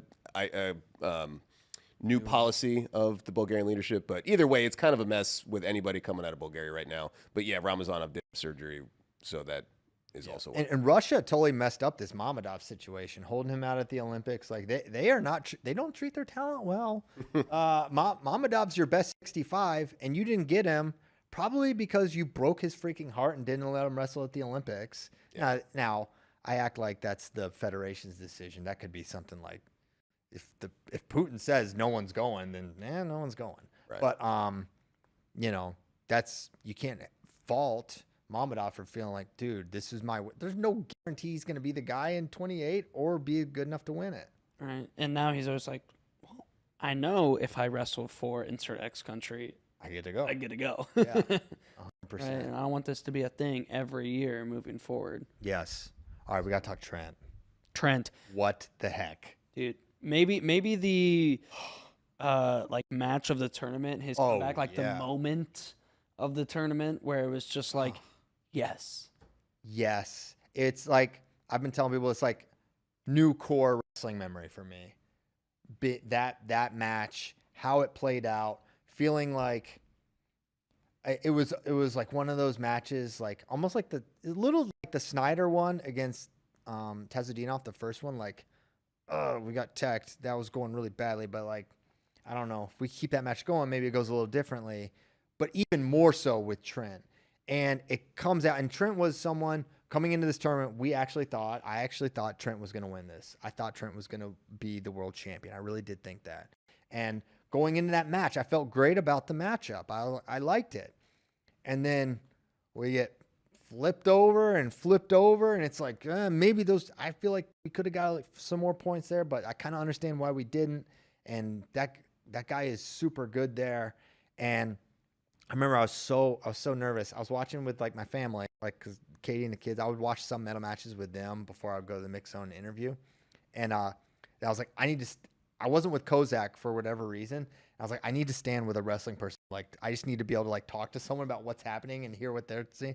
So then I was like, I saw KD, and I was like, all right, I'm gonna go stand next to him. And then we like kind of talked through all the challenges, and like, I don't know, I have a lot of nervous energy during matches like that. So that was great. And just like screaming my head off and cheering so loudly, and just like for him to win, like get the takedown with like 13 seconds left, he gets it. Maybe that was Snyder that scored with 13 seconds left. It's running together, but late score, gets it. You know this guy is breaking. He's so tired, and to win like that, and to see Trent celebrate the way he did, it was awesome. It was quintessential, like in my mind, like USA Wrestling. Like, you never quit, you never give up, you're never out of a match, you always fight. And Trent was just like the ultimate representation of like what it means to be a United States wrestler. And so it was just awesome. It was the most, like, the entire crowd was into this match. Like, there was like a good size USA contingent, and there was like everyone else was not rooting for USA, and it made it amazing. And Caleb, apparently there's like a Russian child next to Caleb that was like, Caleb was cheering loudly for Trent, and this kid was like rubbing it in his face when he was like holding up fours and stuff. And then Trent came back, obviously Caleb is giving it right back to this kid. Party So on him. he was partying.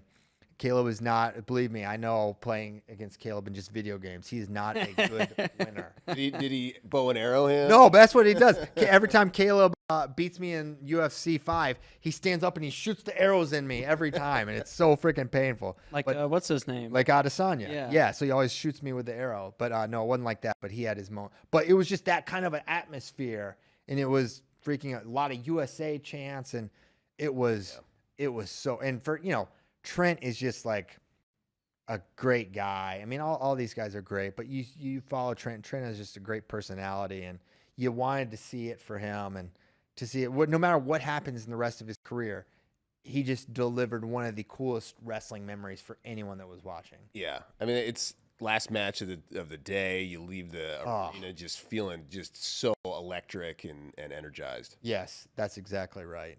Kozak, you have any thoughts on the match? I'm sorry, I'm just arguing with somebody. Dude, Kozak has been battling. Look at that. you can always bring us in on your wars. Well, no, I mean, the DJ's trying to make excuses for Japan that they didn't send their number ones. And I said, well, okay, like we could play the what if game too. Like, what if we send Mason Paris, who teched the guy that teched like Wyatt? Like, you can. Oh, Wyatt teched the guy that teched Wyatt He got as well. Yeah, he had beaten him. But, Right, but not more recently. Mason beat him more recently. Norian and Brooks, for no, world like- bronze. I mean, yeah, Norian Brooks. That's these are the wine and cheese people too. Also, like Rei Higuchi does not want to make 57 anymore. Probably never will. Yeah. No. So it's, No. it's like, come on. You don't get credit for the guys that don't try. Yeah. You don't get credit for that. USA in America, we try to send our best team every freaking year. And sometimes there's guys that are not available for us either. Jordan Burroughs didn't wrestle this year. Like, he might be back. Like, we could play that game all day long. And all that shows when they don't send a guy, that just shows they don't have the depth. Yeah. They don't have the depth. We have the depth. Yeah.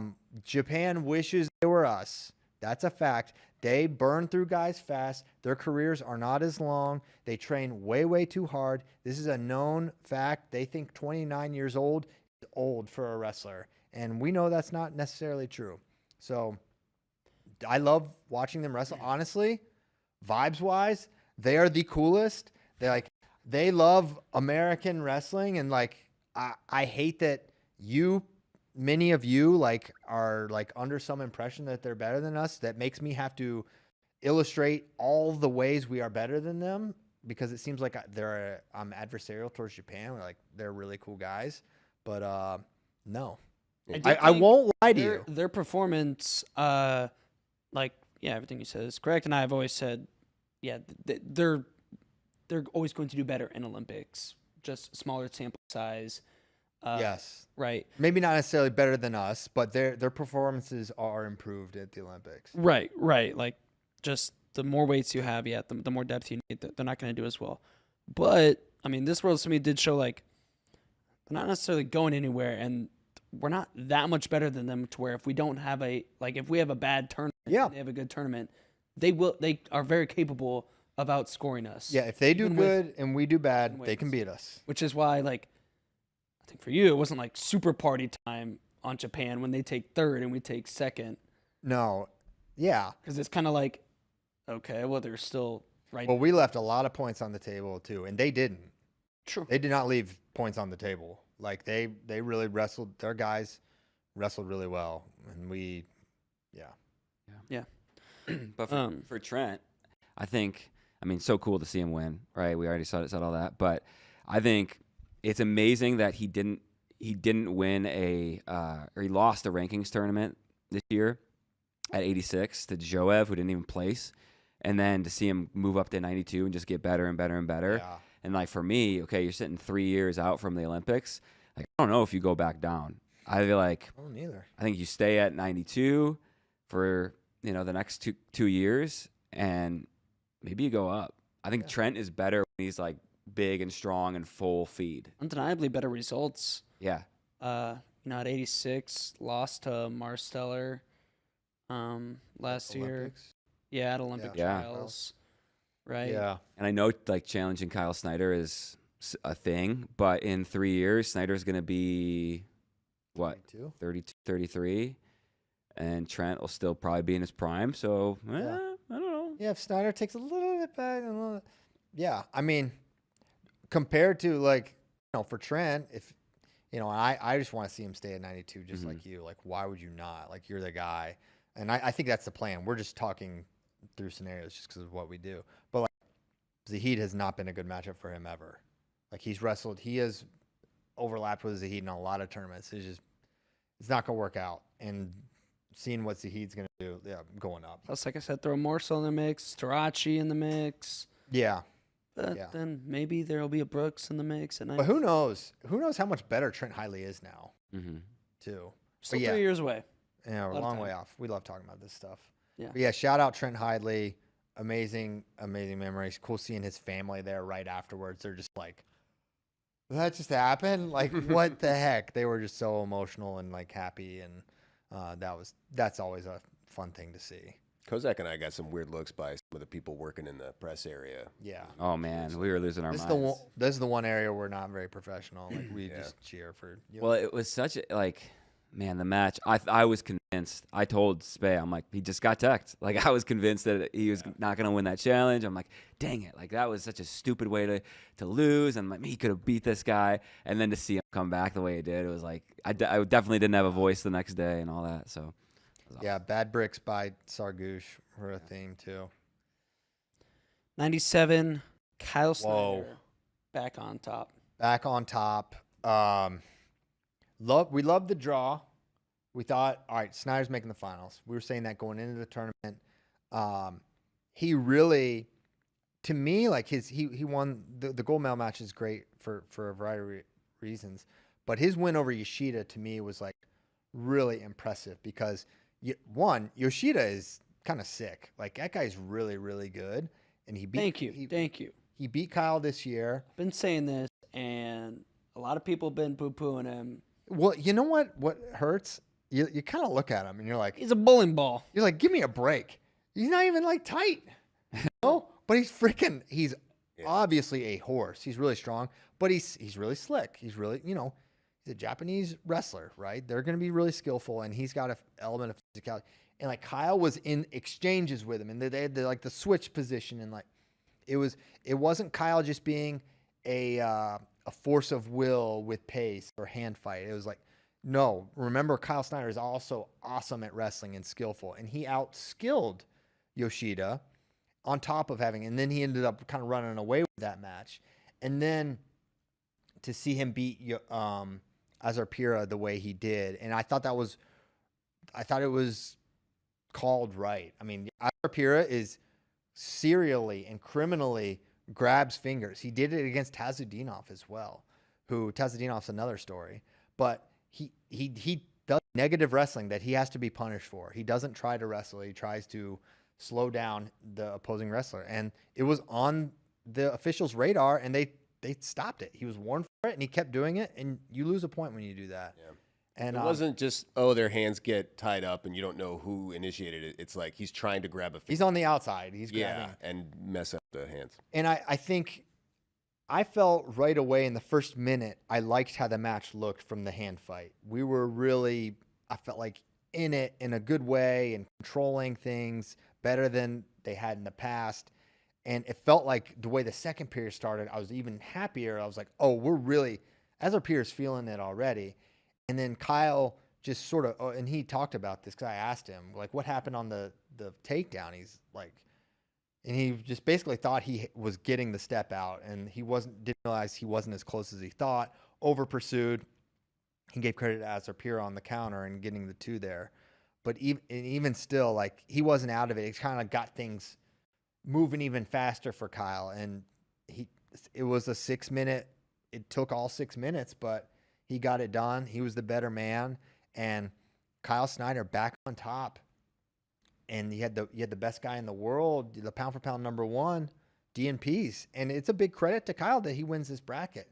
Going through a tournament that had Tazudinov, the 23 champ, the Olympic champ, really impressive. And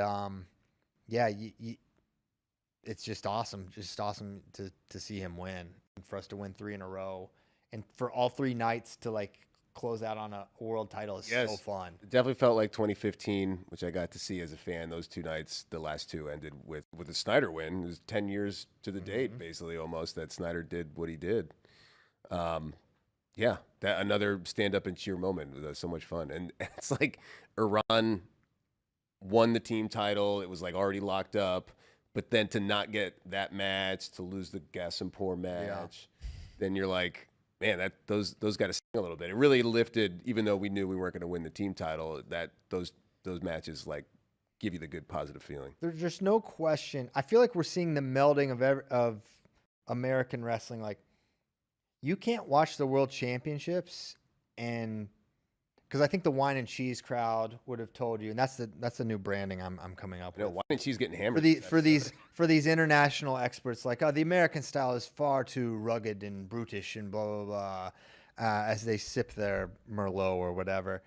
But in reality, it's a huge factor, and it is an edge that we bring and other countries can bring that is a differentiator, and it was a differentiator for Kyle Snyder. And it can't be your only thing, but it can be a component of why you're the best in the world. And for Levi Haynes, if you don't think pace, physicality, brutality were a big part of him making the finals, you're crazy. And coupled with great skills and technique. And it can't be your whole thing, but it can be a big part of it. And pace can still really, really matter. It just can't be your only thing. And so don't forget that's a thing that matters. Well, it's like having an extra, ace in the hole or something that you bring to the table. Yeah. And every American team or wrestler, you got that feeling that the other countries knew. They're like, oh, we got to wrestle American. That means they either got to put them away early or it's going to be miserable. It's gonna suck. Yeah. Yep. You can guarantee that. Well, I hate to end the show on a bad note, but we got to talk 125. Frick. Well, we don't have to end it. We actually do. I have Dang it it. out in like 3 minutes. Dang it. I told you I had a hard. I told you. You did. We've been going 2 hours. You were warned. I know. This is. I'm even going hey, farther remember, overtime. we're than I back probably tomorrow. should. We're back tomorrow. Yes, we are back tomorrow. That's good. I couldn't go another day without doing this. 10 a.m. normal time. Yeah, Central. normal time. Thank you for your. Also, hey, before we end the show, I got to do an ad read. Okay, do it. All right. I've been putting it off long enough. You've been seeing our next gen brackets. Yes. Right. This is what we've been looking at throughout the whole show. The best brackets in the world right now for wrestling. Wrestling fans, we've already seen it. You've seen it during the World Championships. Updated brackets feature live data, allow you to follow every match. You get notifications that you don't have to pay for. You know what that means? They're free. You get notifications for text, email, push alerts, real-time updates, all of it. Yeah, that's the next gen. The future of wrestling. You don't have to wait for it. It's here. There you go. Let's go. Sorry, Spay. I know you like to do the ad reads, but Yeah. No, by all means. Yeah. The enthusiasm you brought to that is genuine. We're all pumped for these brackets, and you have been navigating these brackets the whole time. You've been driving. thank you. Yeah. And yeah, why? I mean, dude, really disappointing and sort of surprising, honestly.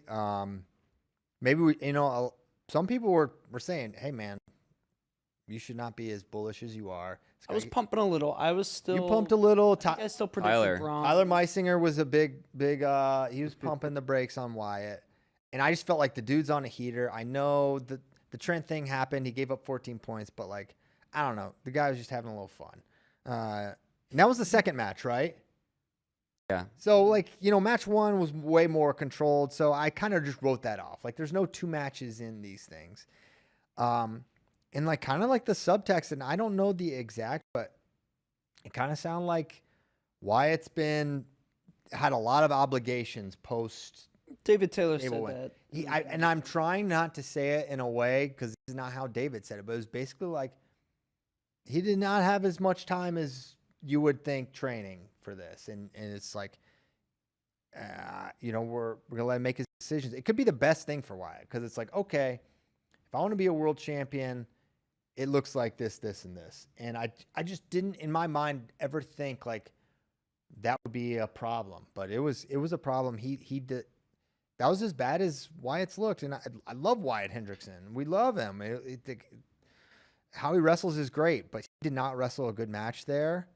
It was a poor representation of how good he is, right? And it was disappointing, and it was frustrating, and you're feeling like, man, is he going to get back to this level? He's committed to 28, right? He said that. Yeah. He doesn't have to be in the Air Force, it doesn't have to be active duty type stuff. Right. So, that the year to have this type of tournament was this year.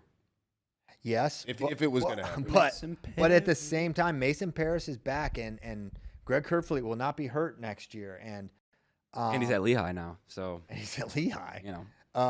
Great heavyweight room. Yeah. Yeah.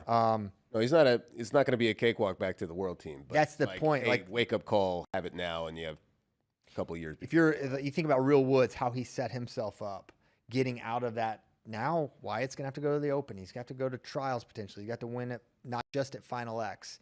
That's gonna be really tough. So that was a bummer. That was definitely part of the what if dynamic. We scored 0 points at heavyweight. Like, I just can't believe that. There are a few little things, and we win the world title. It was an amazing performance. We're going to talk more on the women's side tomorrow for sure, but have to mention Helen's.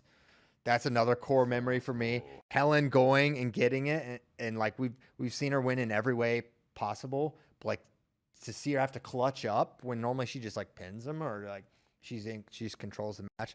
That was just like, okay, this is like a little side quest achieved. Like, let me go and have a comeback win at the World and score a buzzer beater takedown.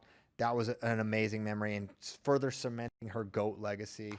That was really special to be there for as well. So other things to talk about. I guess we really got to go. We really got to go. Thank you, Amanda, our producer, for giving us a little OT. I'm sorry if this makes your next show harder. I will help you. thank you guys so much for tuning in. We're going to be back tomorrow at 10 a.m. Central, 11 a.m. Eastern. Thank you to Nike Wrestling. Go to athleteps.com. Check that out. And thank you guys so much for tuning in for all the world's coverage. See you tomorrow. Thanks so much, guys. Goodbye.